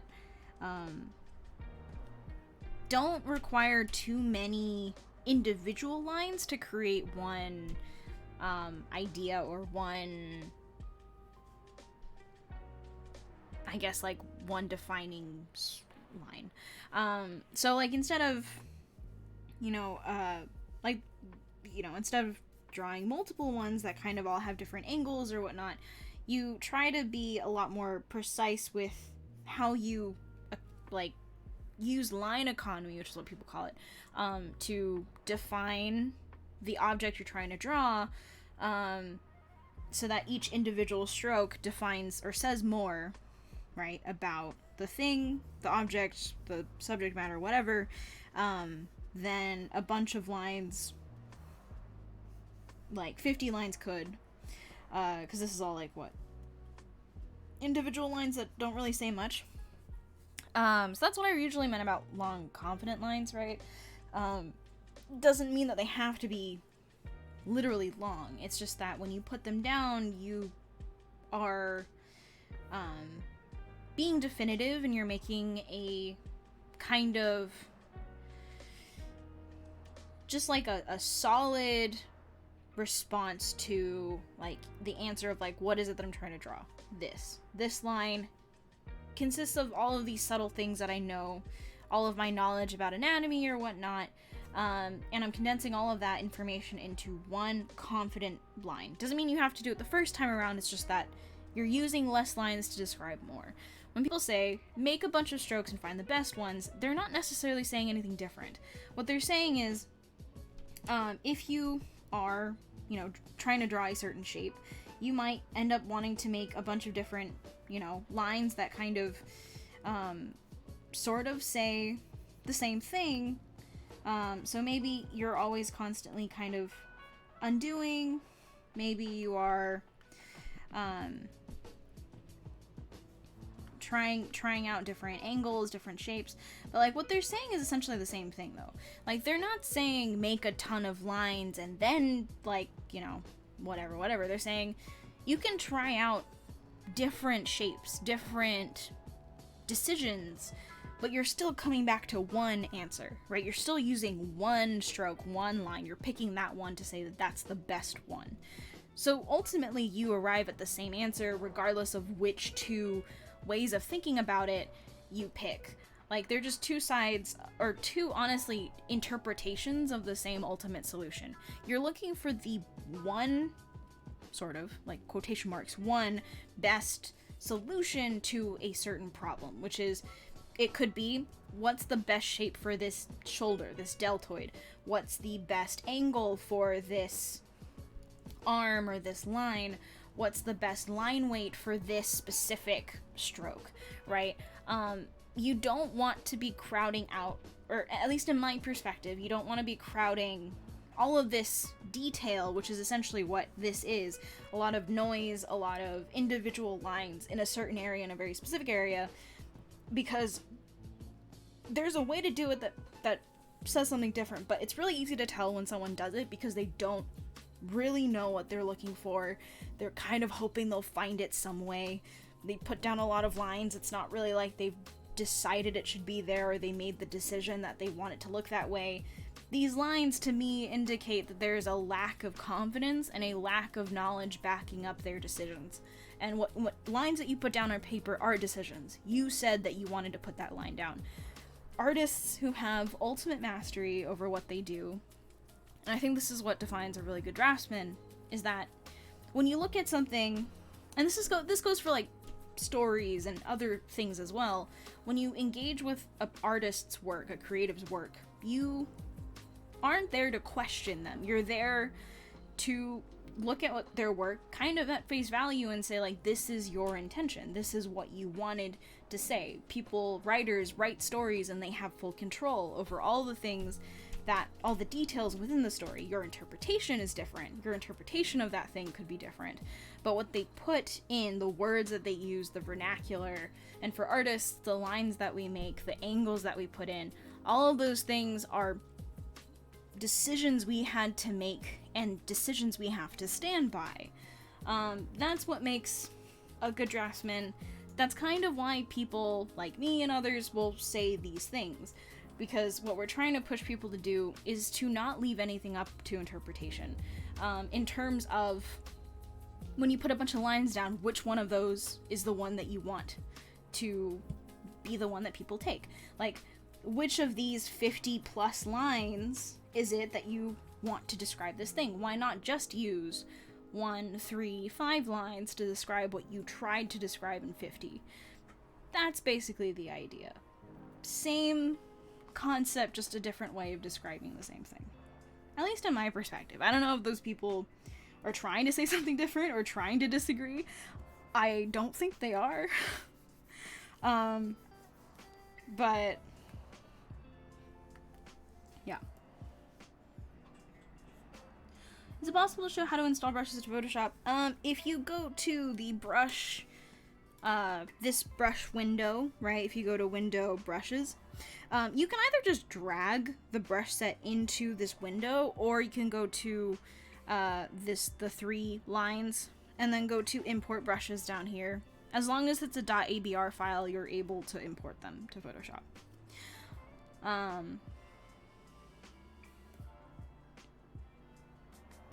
Yeah, and I'd say that's kind of the hurdle that everyone faces, right?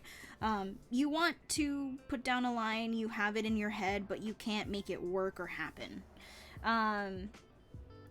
That's kind of the thing you sort of have to play ball with. It gets a lot easier the more confident you are with what you're drawing. The more you know how to draw something, the more comfortable you are inventing or solving problems with this, the easier it gets to make those decisions. And not necessarily in the way that I think, you know, because a lot of people talk about how, oh, I can't translate what's in my head to be on paper. I can't do that. Like, I don't think a lot of artists actually end up translating directly what's in their head to being on paper. I don't think that tends to be what people do. What ends up happening is that you try your best, and on the way there, you end up making decisions about the final product that ends up changing it in a way. Because ultimately what matters is not so much what was in your head, it matters what you put down on paper. No one's gonna care about your original intention. They're going to look at the final piece, and that's how they judge it. So when you're drawing something, it has less to do about the authenticity of your communication from brain to paper. It's a lot more about the individual decisions you make when it goes on paper that enhances the idea, potentially taking it in a new direction, potentially making it, you know, have a different edge, a different flair to it that is a different idea, but doesn't necessarily take away and in fact enhances kind of the appeal or whatnot. So yes, it is a little bit rough. I think a lot of people struggle kind of making their hand do what their brain says, right? And I think everyone struggles with that to a degree. Every professional struggles with that to a degree. That's kind of one of the biggest issues. It gets easier the more you draw, the more comfortable you are with just kind of experimenting with ideas in your head, trying to translate them on paper, and then also trying to problem solve as you're drawing. The more you do that, the easier all of this stuff will get. Picking the right lines, making sure that, what lines are good versus what lines maybe are too busy or not in the right angle or don't describe the right form. All of those things get progressively easier the more comfortable you are with the craft itself. And that is something that that needs time and needs practice. That's not something you can rush, necessarily. Beef, thank you for the tier 1 sub. Thank you.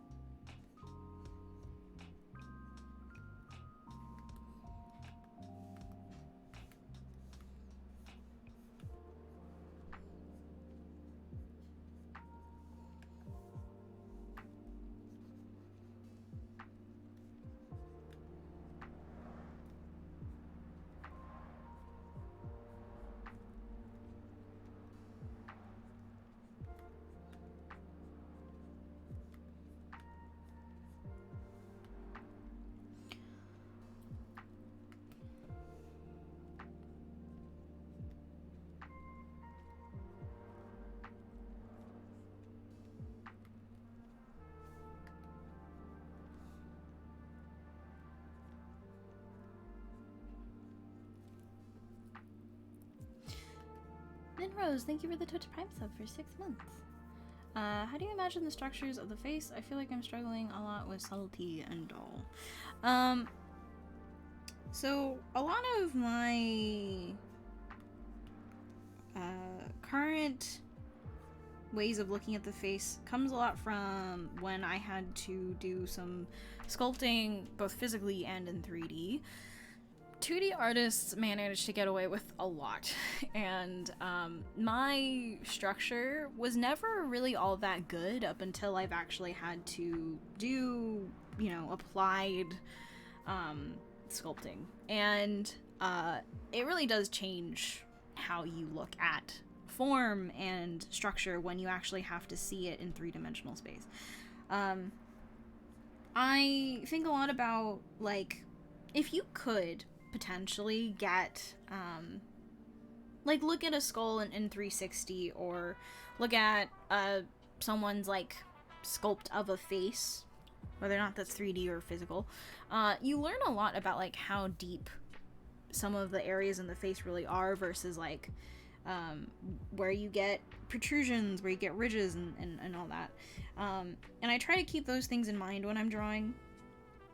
People have a lot of various different methods for reminding them of the structures of the face.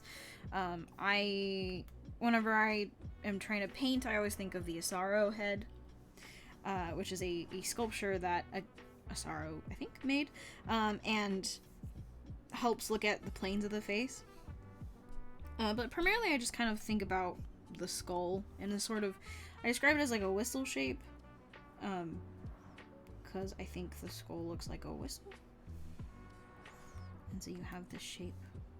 And this is like a super dumbed down, simplified version of it, but it's like, here's the front of the face, here's the side of the face. And as long as you understand that there are front, sides to the face, and then degrees of angles in between, you're able to kind of keep some of the angles in mind, at least.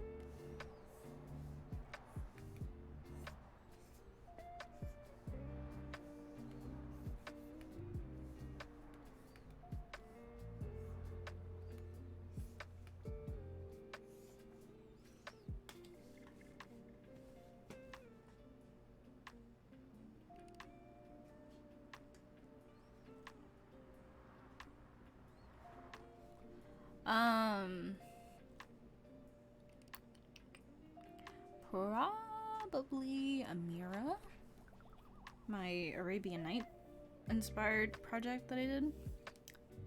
I'd say for some reason she really is my favorite, although I really do need to redesign her. Her design is starting to get a little old and I need to rework her. Honestly, should revamp that entire project. But yeah.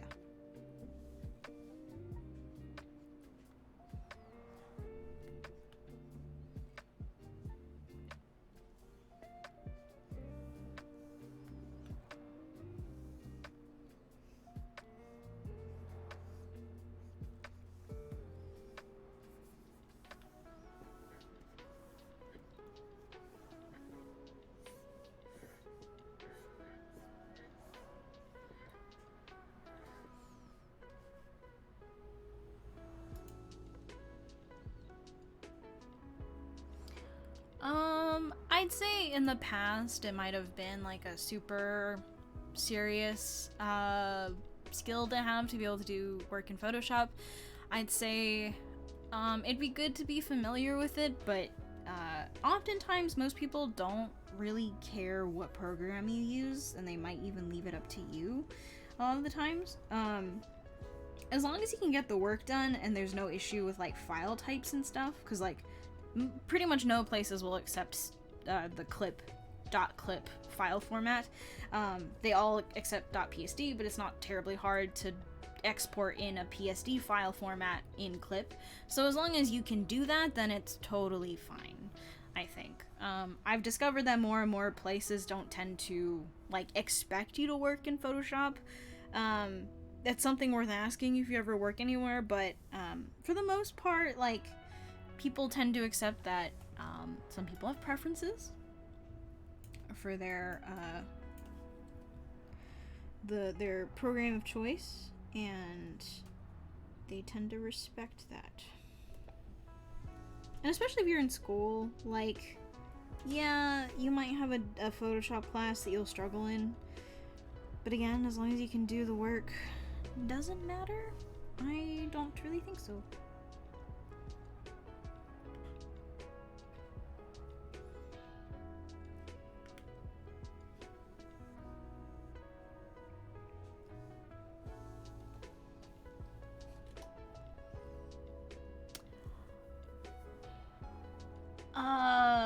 Ooh, can I pronounce that name?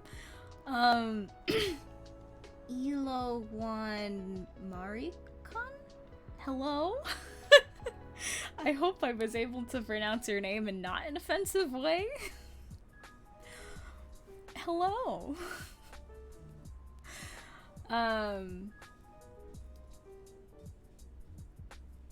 It's funny, every pro artist laughs at how bad Adobe is, but we're all locked into the ecosystem. Yes. Adobe made, like, it's just that it's such a, like, they were able to make the professional suite. It was super easy for companies to just, like, purchase that. It was the only art program that really had multiple different, like, other programs under the same family. So they could easily get, like, company licenses and not have to do, you know, a ton of different, programs from a ton of different companies. And Adobe's just super friendly, to that corporate structure, and so, it was like an obvious choice back then, but now a lot more programs are being imported from, or easily accessible overseas now. You've got international programs like Clip. Now people are kind of don't have to work on the computer in order to do pretty professional work. So it's like, things are definitely changing. Photoshop is no longer the only program that people could use, and that's good because it's too expensive for people that are hobbyists or just learning how to draw. And there are much cheaper alternatives now, which I am very happy about. But there's also a group of people like me that have been using it for so long that other programs kind of don't feel right sometimes. Not enough for me to make the switch. I'll still try them though. Are those your scars or makeup? These are scars, I believe.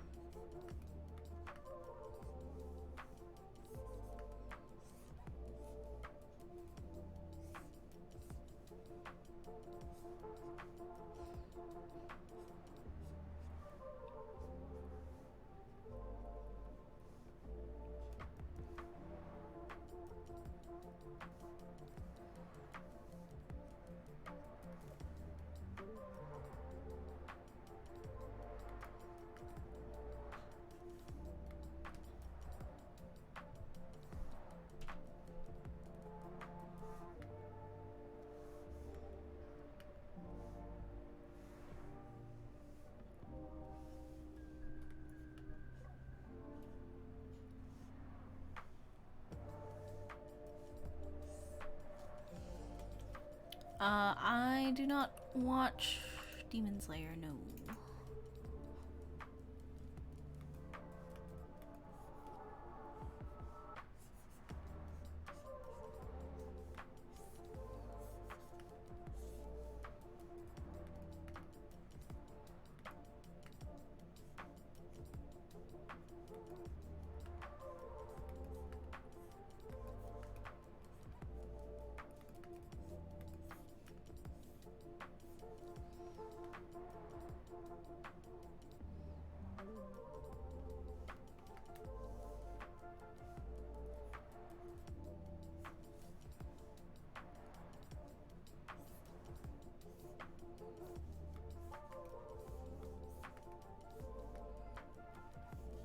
Sorry, too big.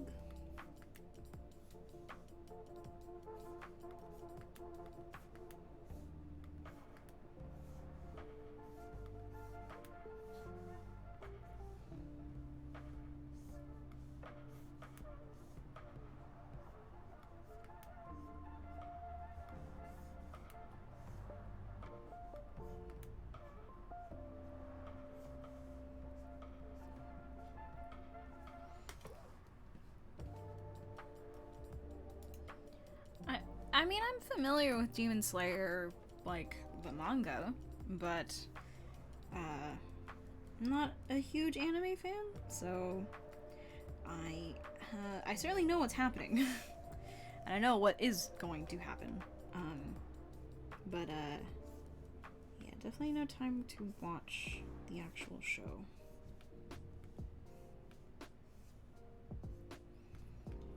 But the effects look cool.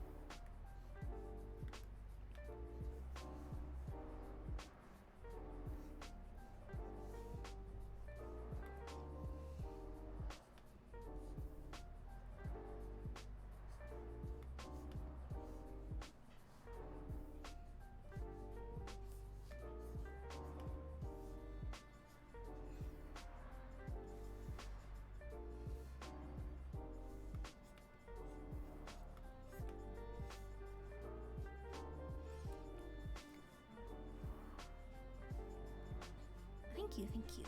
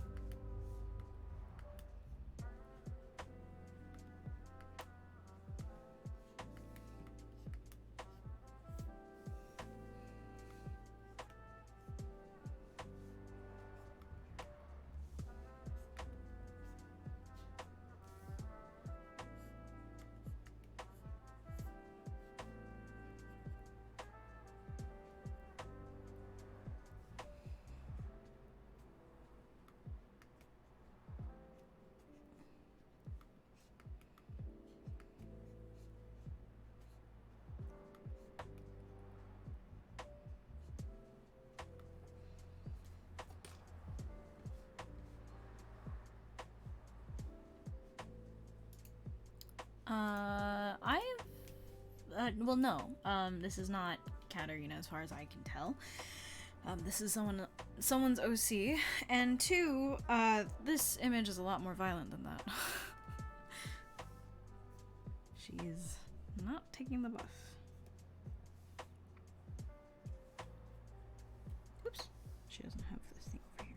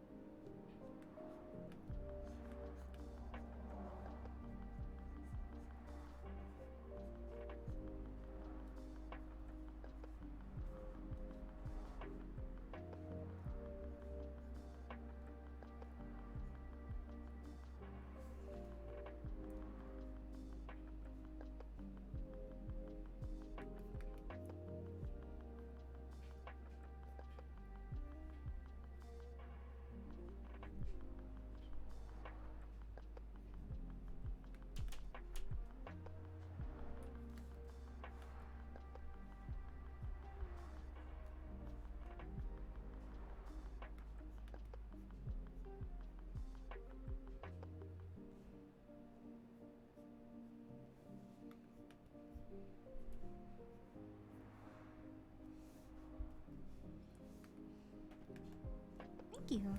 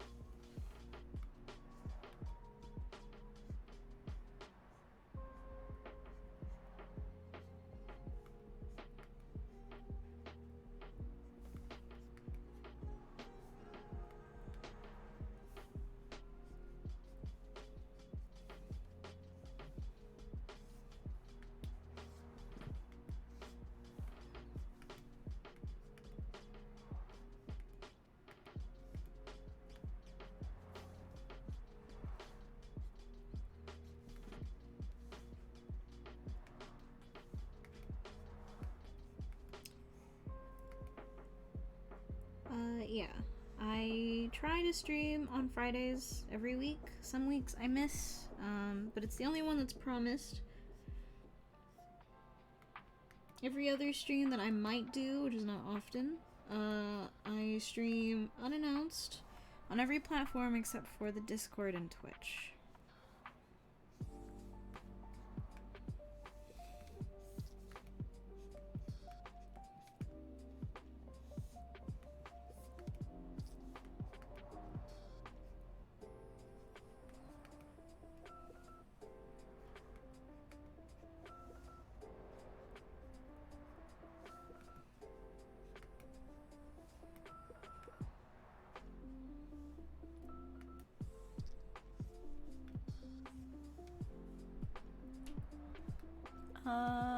Oh. Does she not have shoes? Oh, she does have shoes. Oh, she has actually more pieces of her outfit that I didn't see before.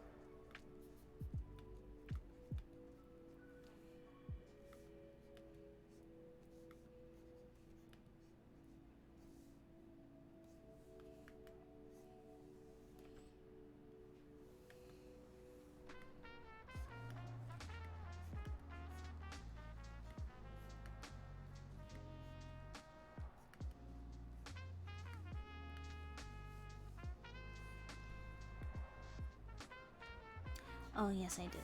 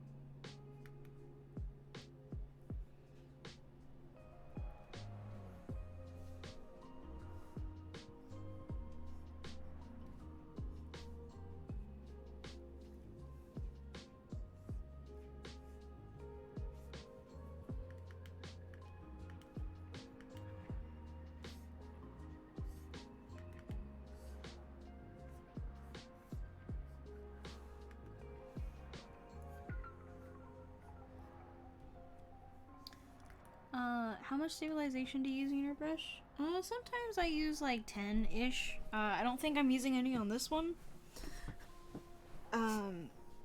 But sometimes I'll use like a little bit of stabilizer if I'm having a particularly shaky day. Or if I just want my lines to be a little softer, I guess.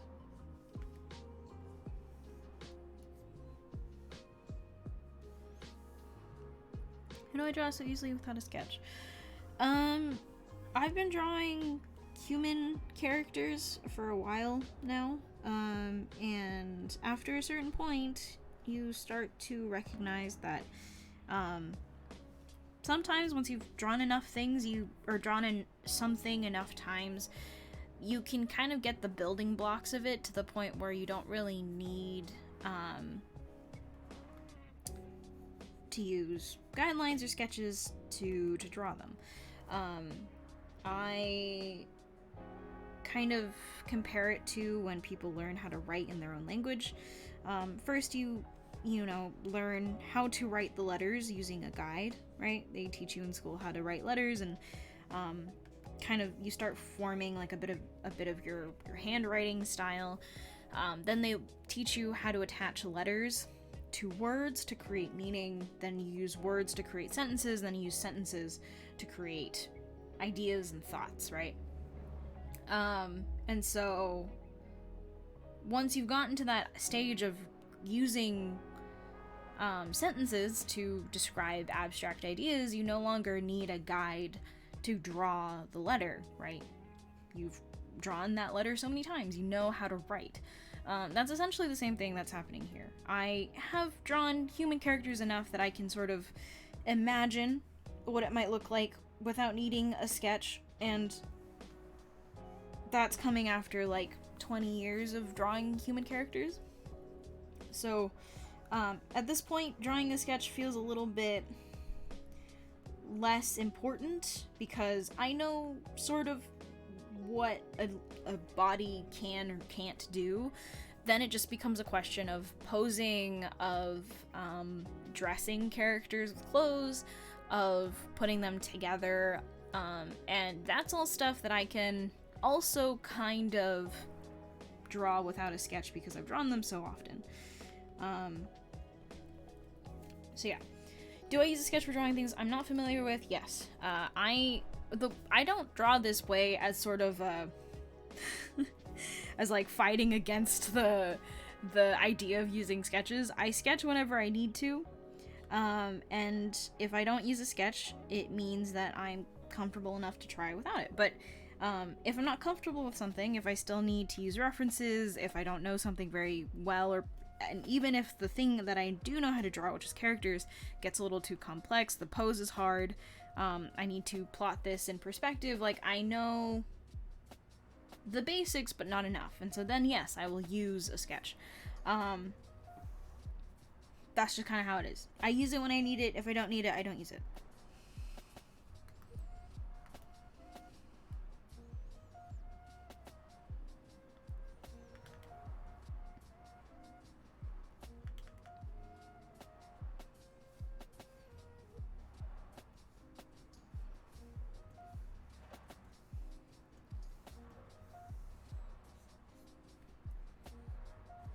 Sheldon's got the right idea.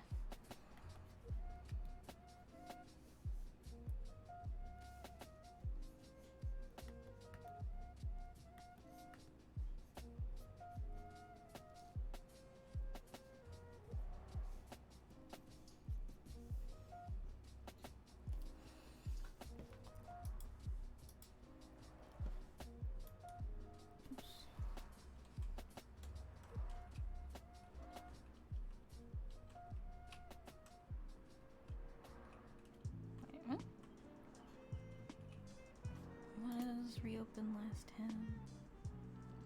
Am I not hitting that? Control Shift T. There it is.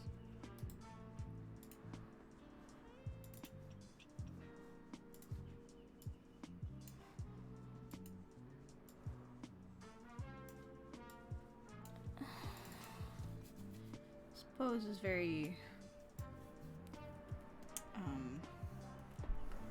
involved.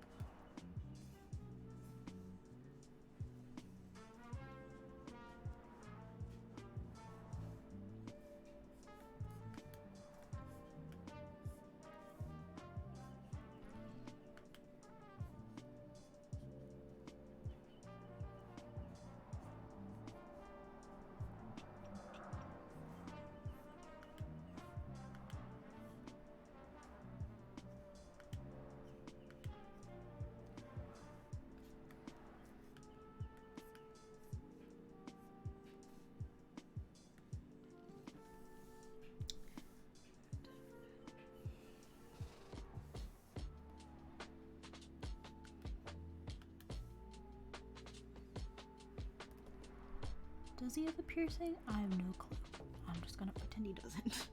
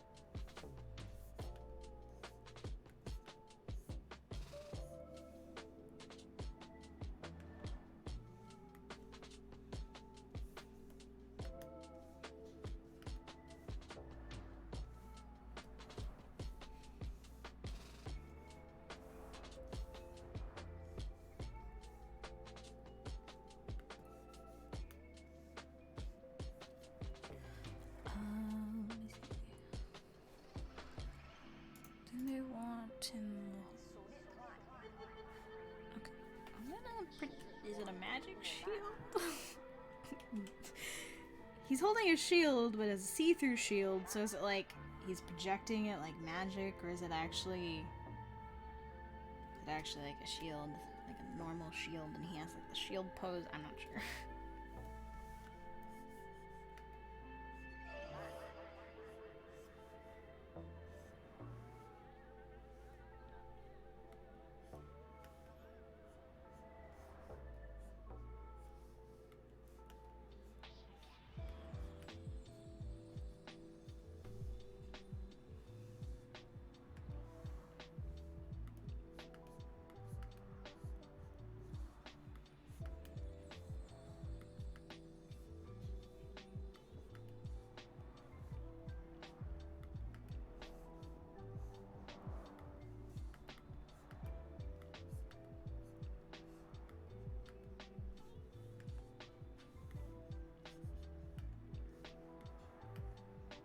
Split the difference.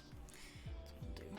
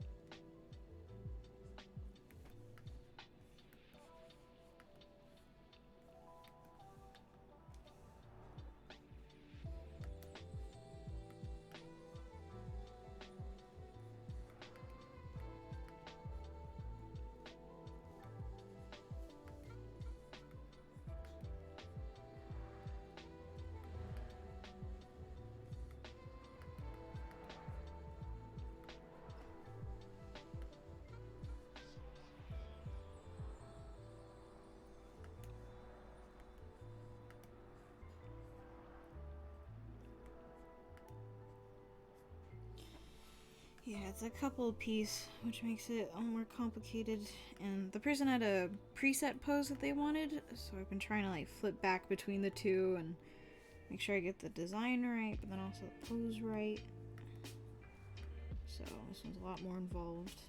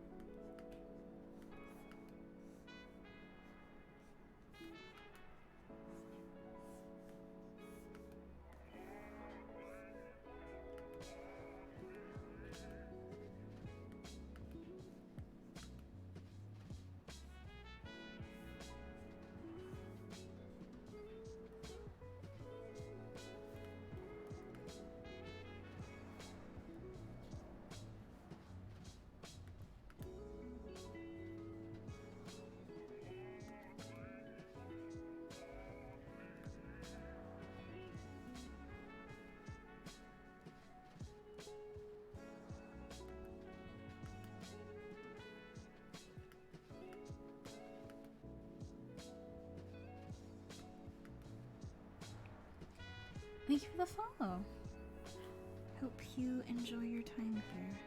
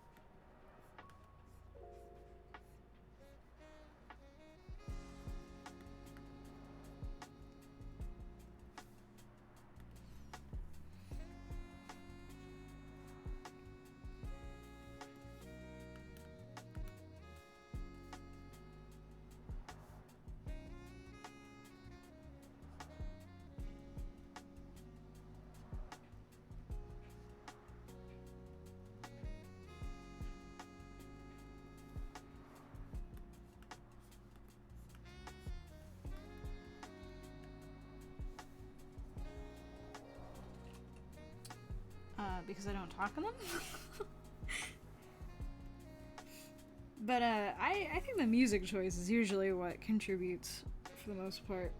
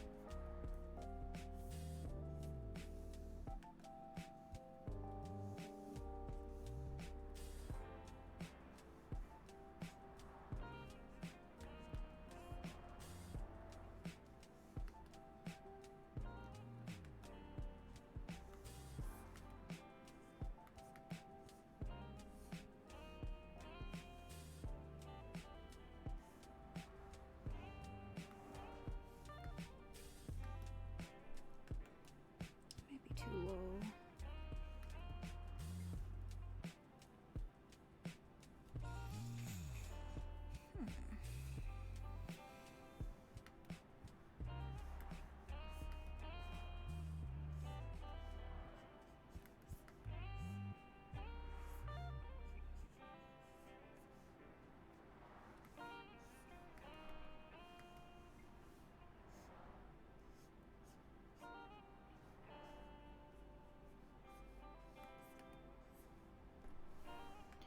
Do I squint at my drawings very often? Or often? Sometimes. I don't exactly know what squinting's supposed to do, but I do it occasionally. Usually when I'm painting.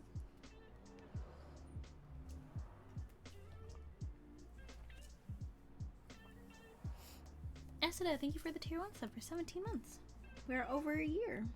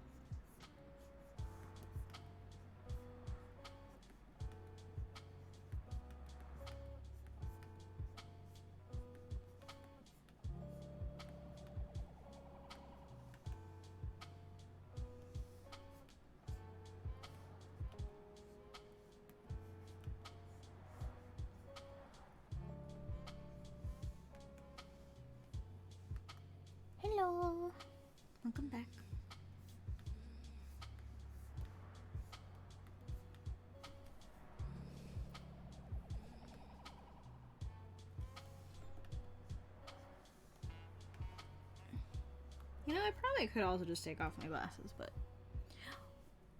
why use your natural talents when you can just, you know, fake it?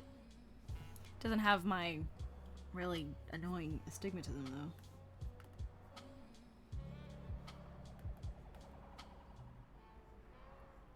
I'd like to do another one after this one, but, yeah.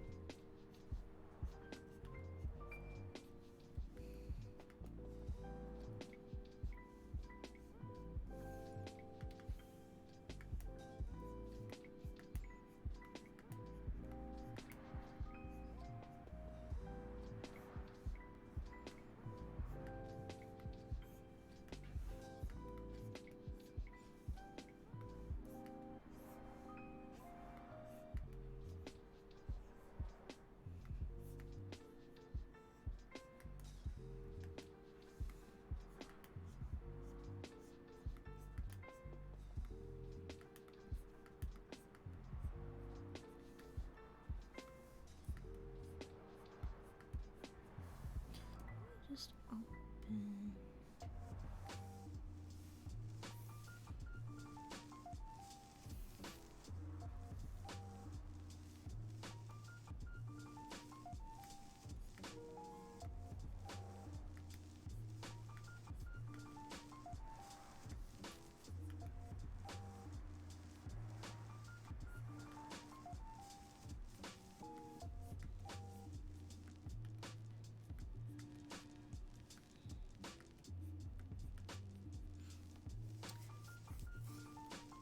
What size canvas do you use? 11 by 17 inches at 300 DPI.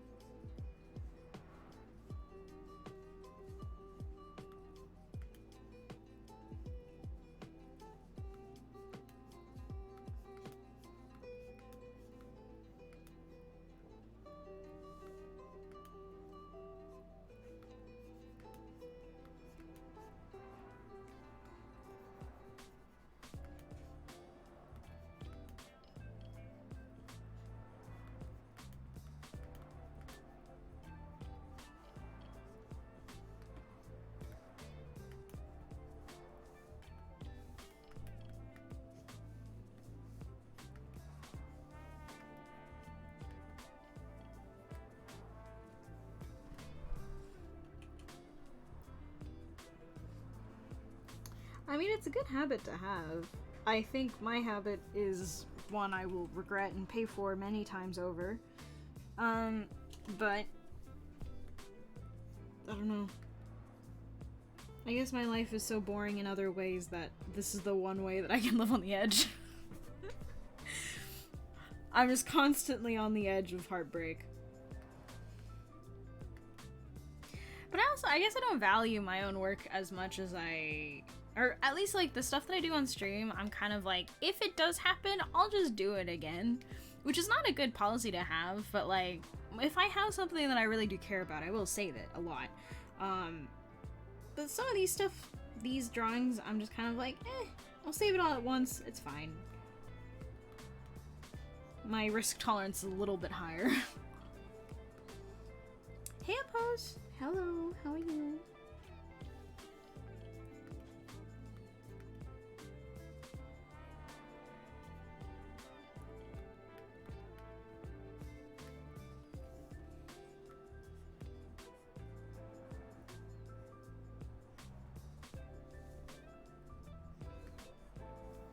Okay. We might actually be getting to the finish line soon.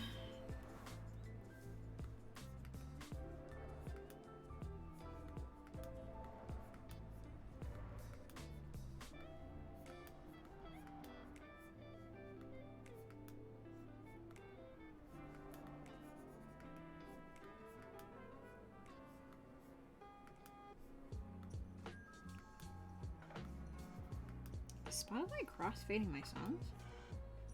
It's interesting. I don't remember turning that on. But okay.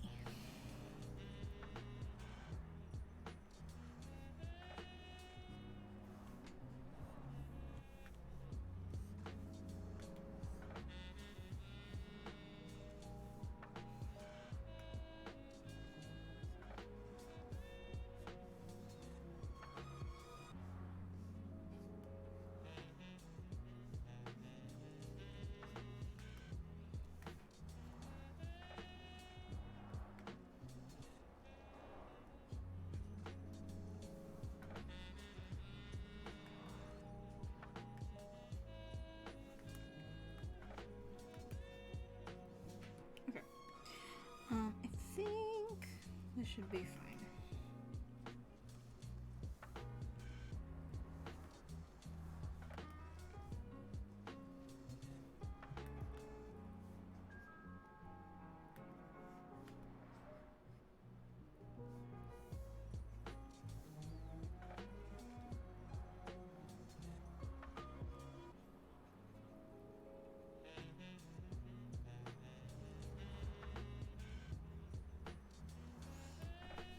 Oh, I think they also wanted more.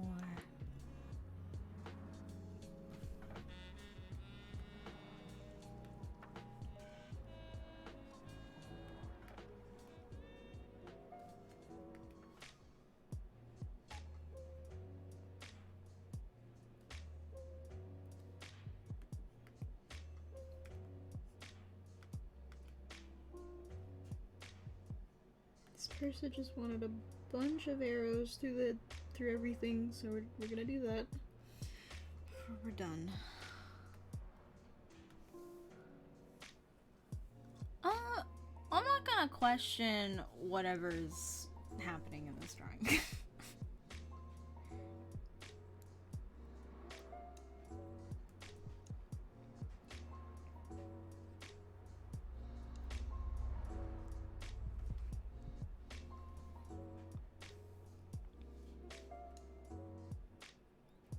They gave me another person's drawing to kind of mimic the pose.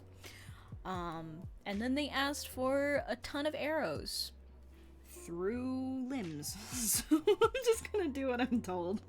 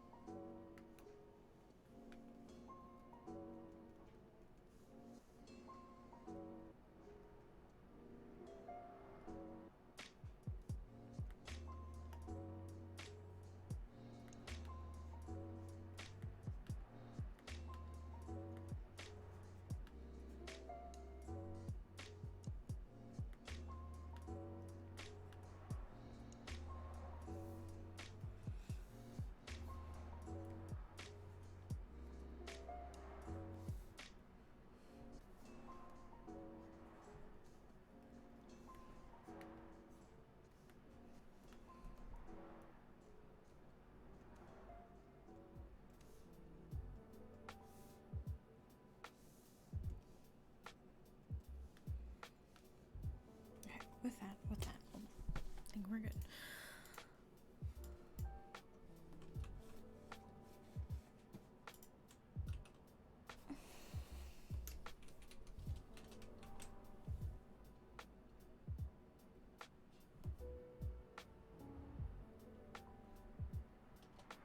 I feel like your name's not the worst one that I've seen, but I appreciate that you're looking out for my brand.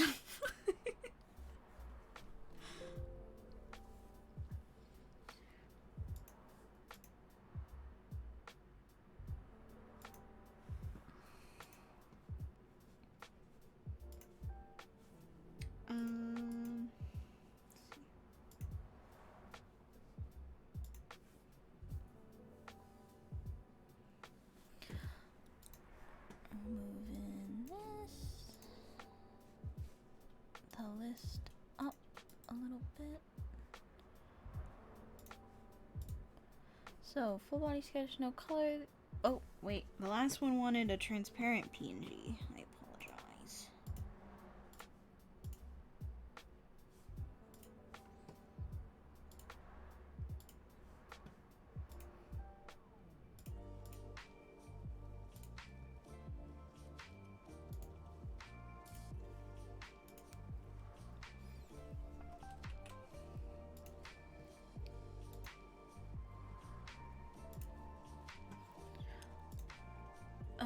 Do some cute stuff, couple stuff.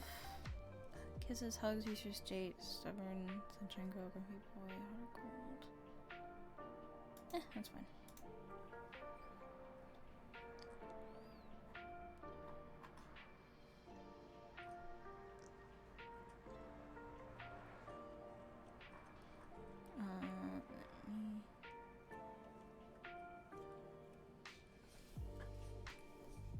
Sure, why not? Let's do a ballroom outfit. I will hydrate.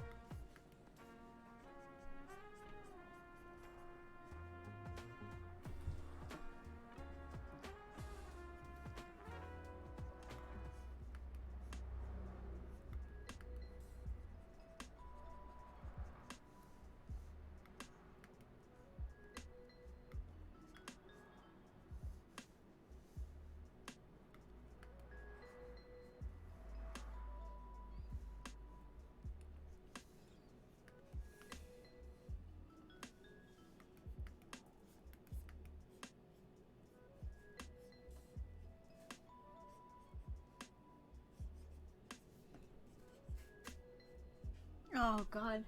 Peach is in her litter box. She might drop a nuclear bomb. If that happens, I might astral project. Because they are the nastiest poops. She has, like, a chemical plant in her digestive system. And I might just die from, like, I don't know, toxic contamination. I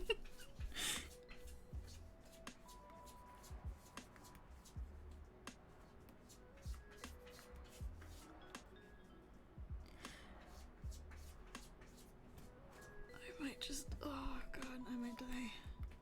I don't know which one it is yet. I'm hoping it's not.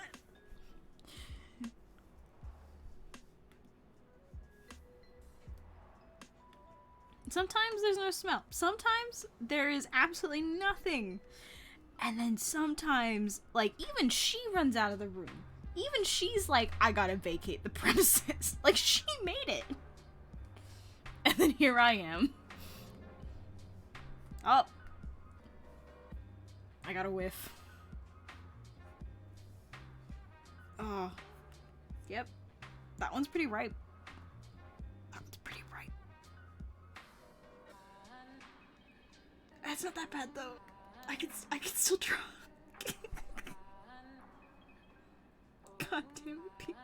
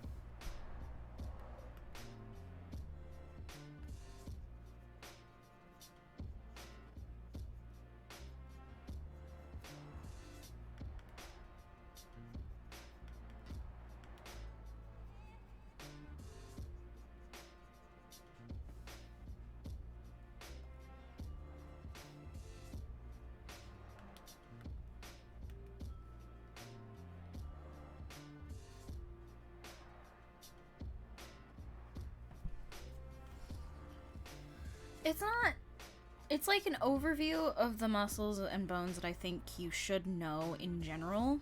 And that could be like, you know, you knowing them after a couple years of learning. It could be you, kind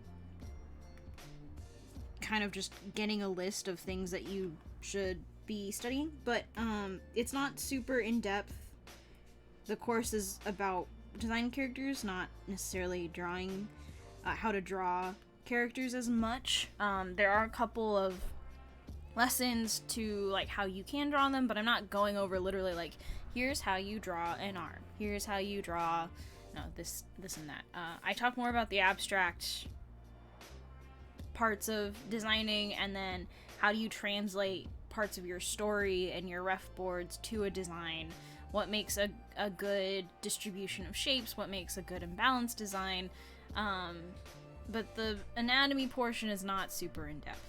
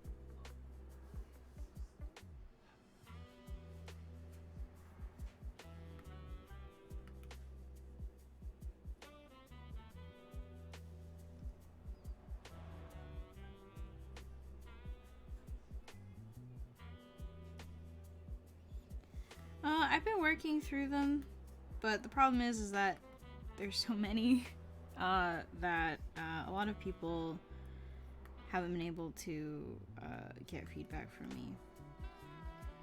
But I do occasionally do live streams for Class 101, so if you want direct feedback in a live stream, we do those like every once in a while. So if you do buy the class, just keep an eye out for those, and you can submit your work to get your stuff looked at.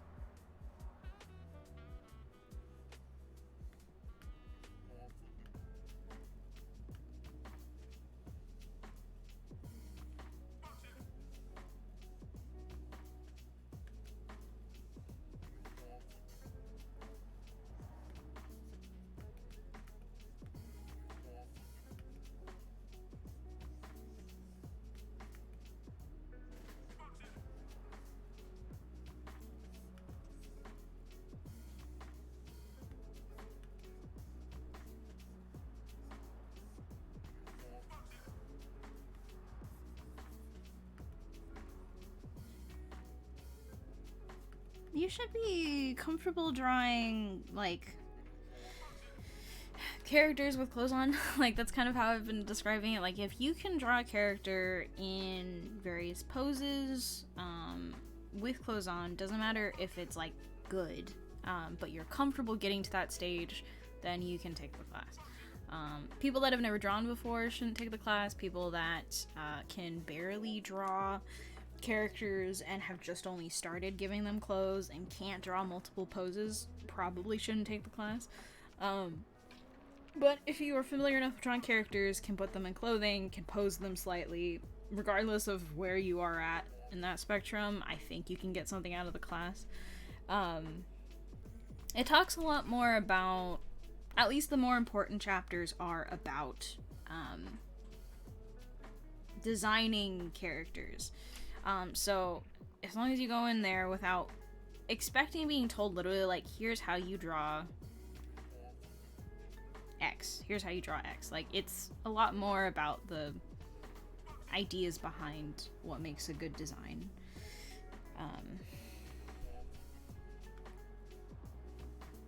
Then yeah.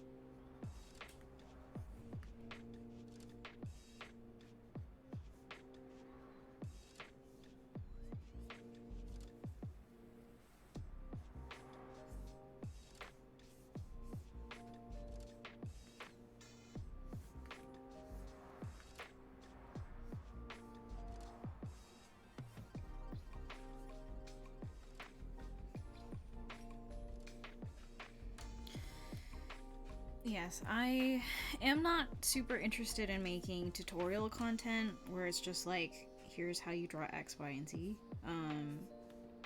It's not super interesting to me to make that kind of stuff. So when I was structuring the class, I focused a lot more on,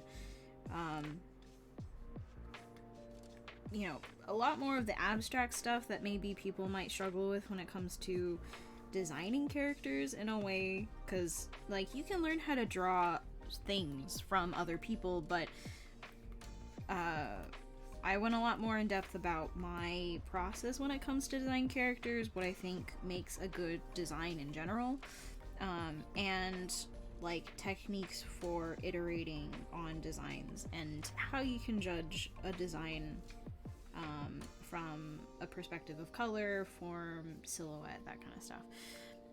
Very much more for the people that want to actually learn about designing characters, not so much for the people that just want to draw characters, right?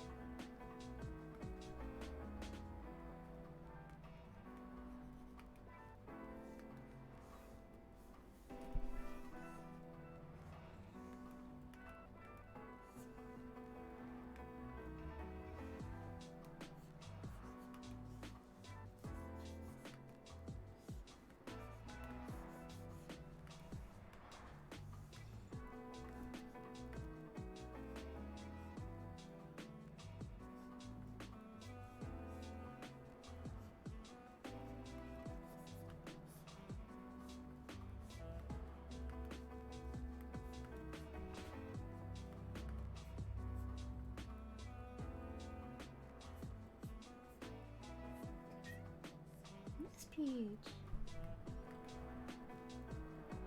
What's up? You want food? You have food.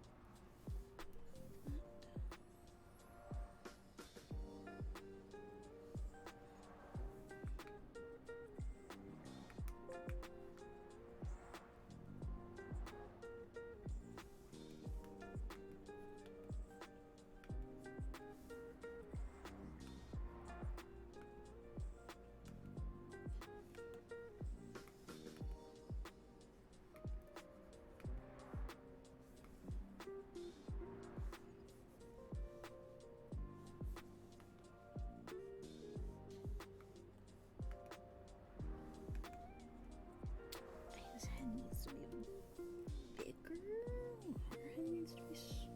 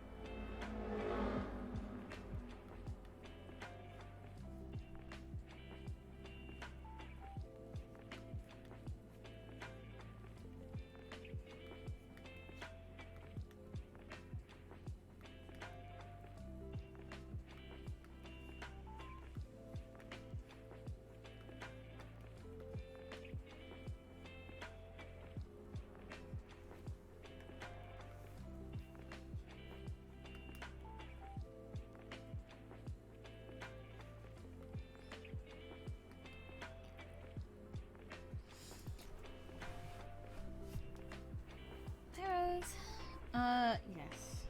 Many cars passing by. Some much louder than others.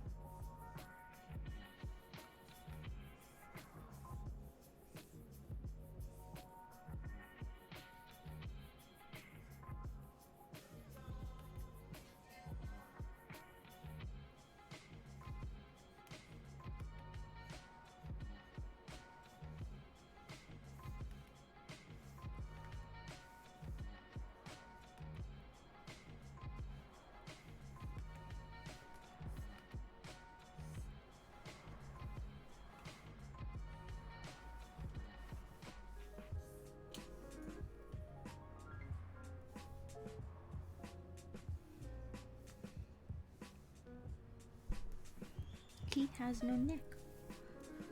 That's why it looks so weird.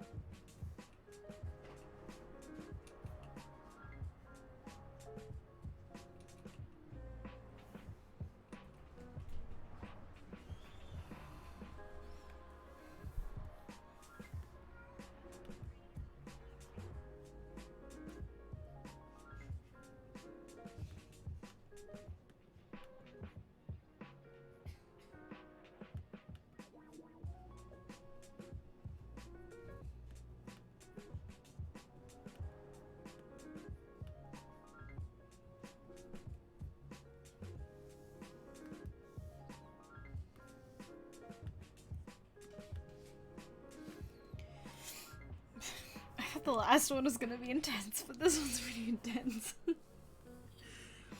Oof.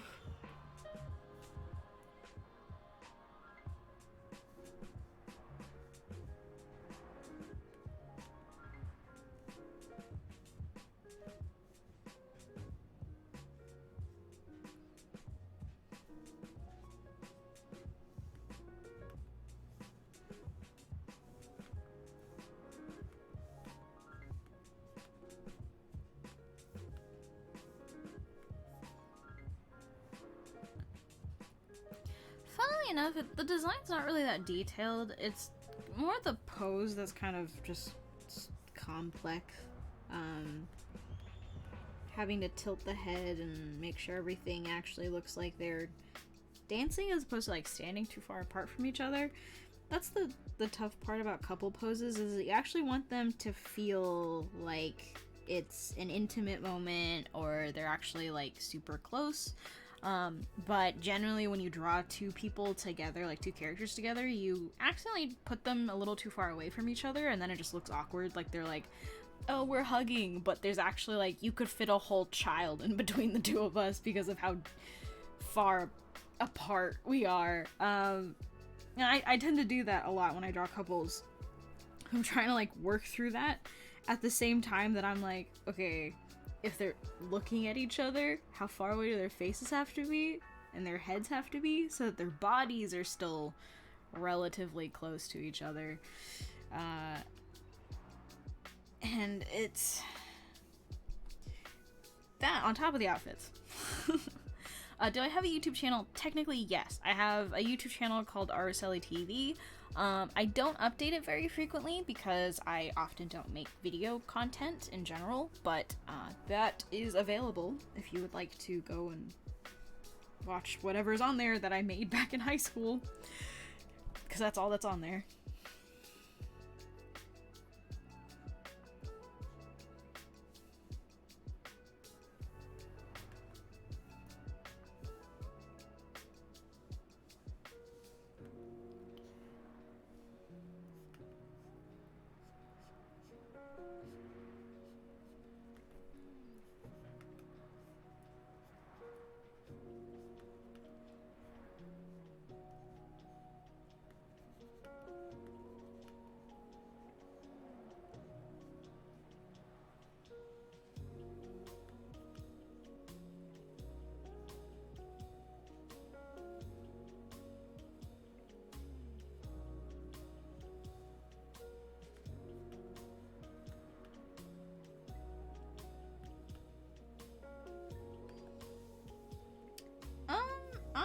Ambivalent to Valentine's Day.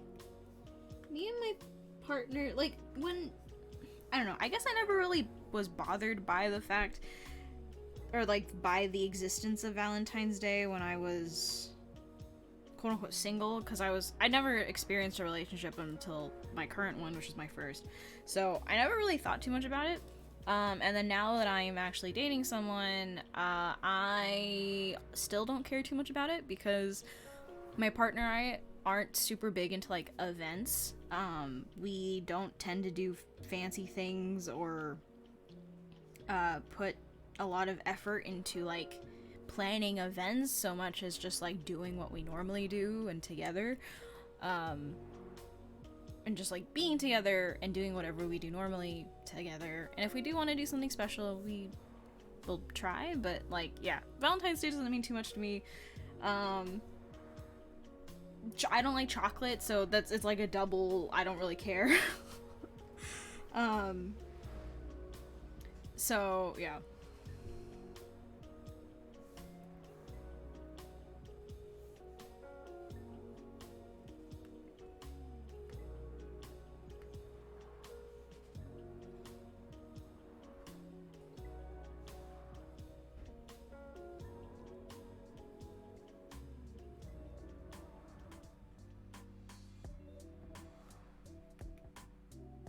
Oh, Jace?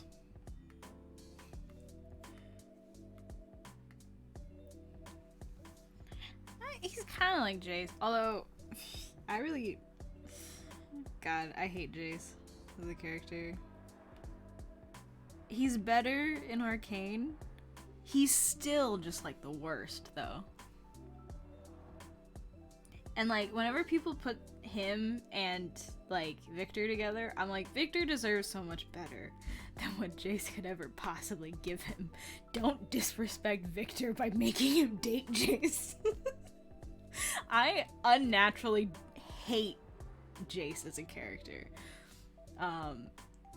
So much.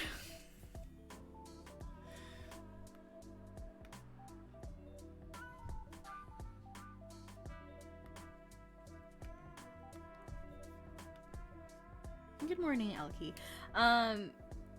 Yes, the replay will be fun. It'll be up for about 2 weeks. We'll make a highlight out of it. So you can watch the replay, yes.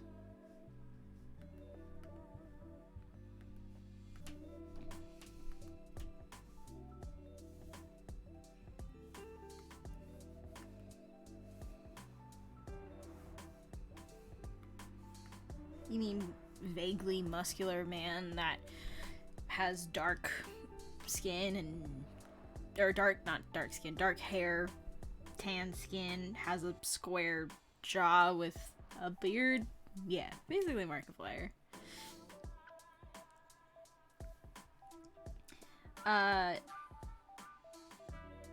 Jace Talus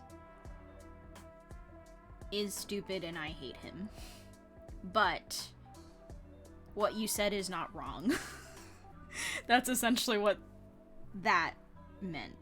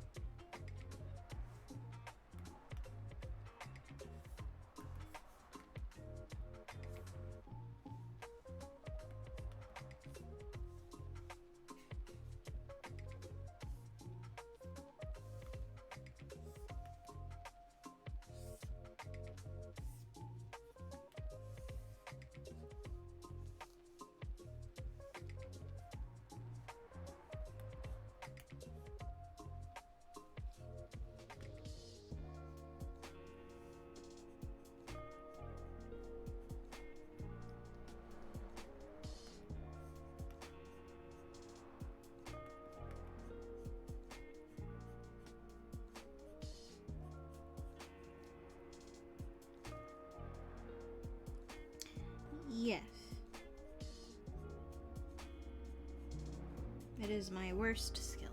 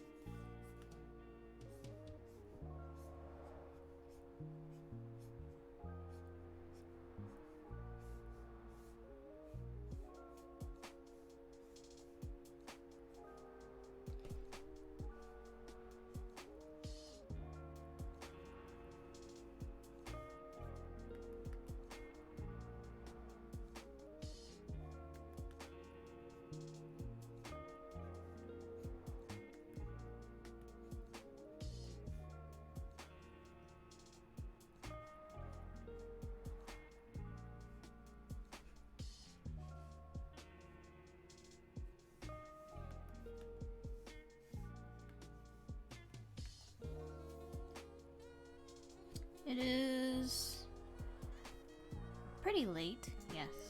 It is almost 12 o'clock at night.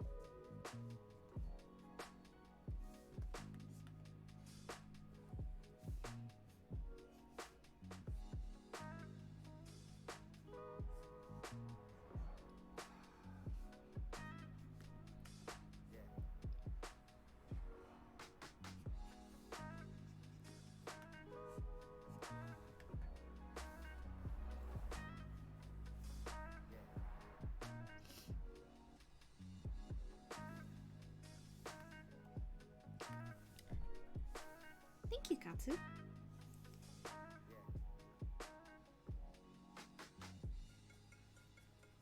I couldn't have been... Did you sleep only for like a couple hours? Because I haven't been streaming that long. That's like 5 hours, right? 4 or 5 hours? That's not enough sleep. Go back to sleep.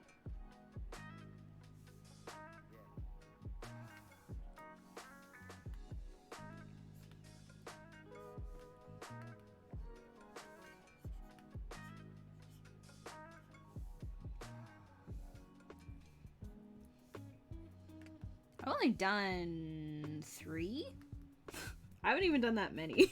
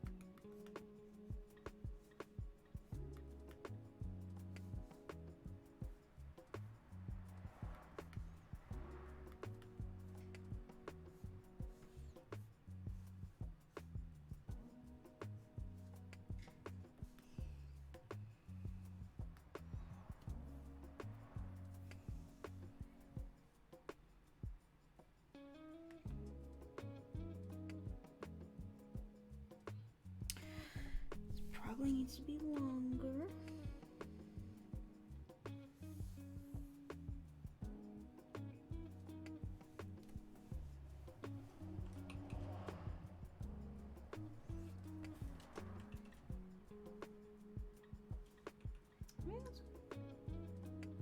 Maybe that's fine.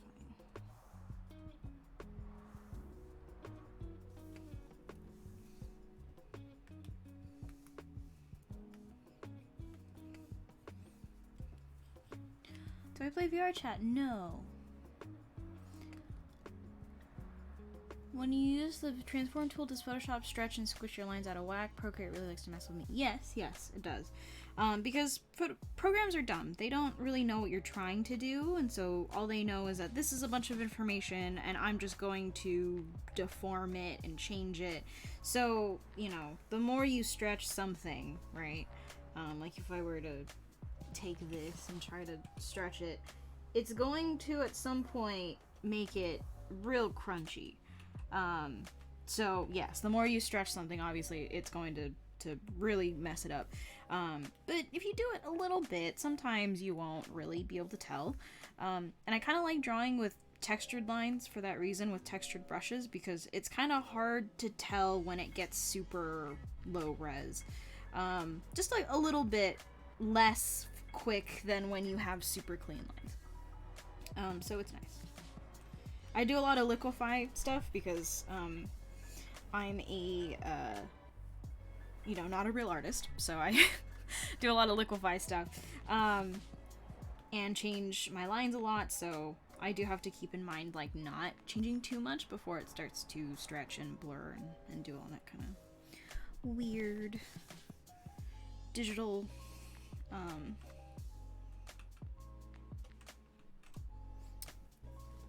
digital weirdness. That's not what I wanted. What is the liquify?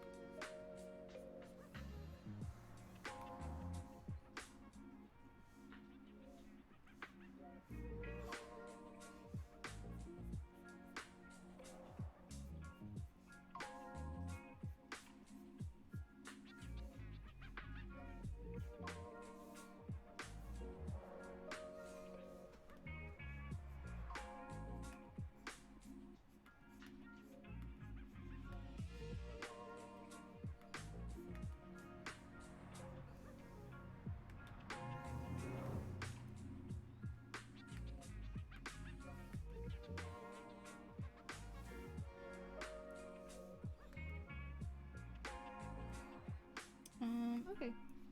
I think that will be it for this one. This one was rather elaborate, but I think we got there. I'm going to save this out first.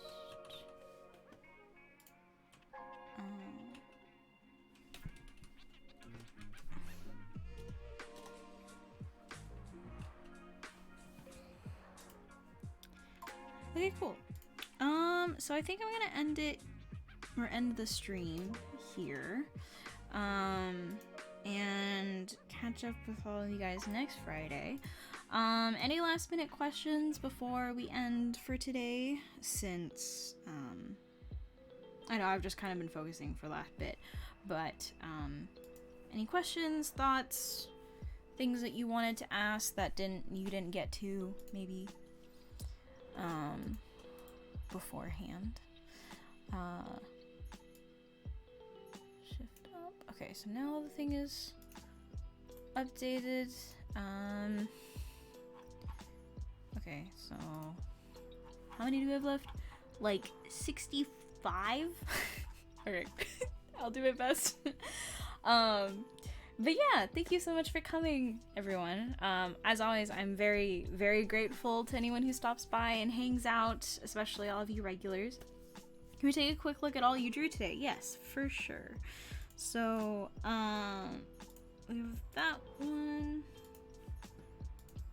this one, and this one. So we've got, first we started off with the chibi, which was just someone who wanted to have them and their cat together. I think the cat turned out really cute, actually. I was really worried about drawing the cat, but the cat turned out really cute, I think.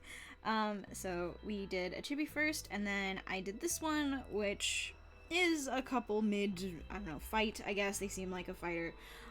Person asked for a very specific pose and everything like that, so we ended up doing this. And then you guys saw me struggle through this one, because I decided that I really wanted to do, one of their fancier outfits and have them dancing in their ballroom thing, until I realized that I've never actually done a ballroom pose before, so this was all sorts of new scariness, but we managed to get through it, and we came out the other side. But yeah, so these are the 3 pieces that we worked on today. Hopefully next week I'll be able to do the same amount, if not more, so we can keep chugging along on our commissions. But yes, other than that, if no one else has any questions, then we can end it here. I wish you all a very good weekend, a very good week. I hope you all stay healthy, stay happy, and I will catch you all next Friday, unless anything happens. I hope nothing happens, because otherwise then I will just see you all next Friday, same time again, and we will get through another batch of charity commissions. So yeah, thank you all so much. I love you. Mwah! Stay healthy and stay safe. Bye bye.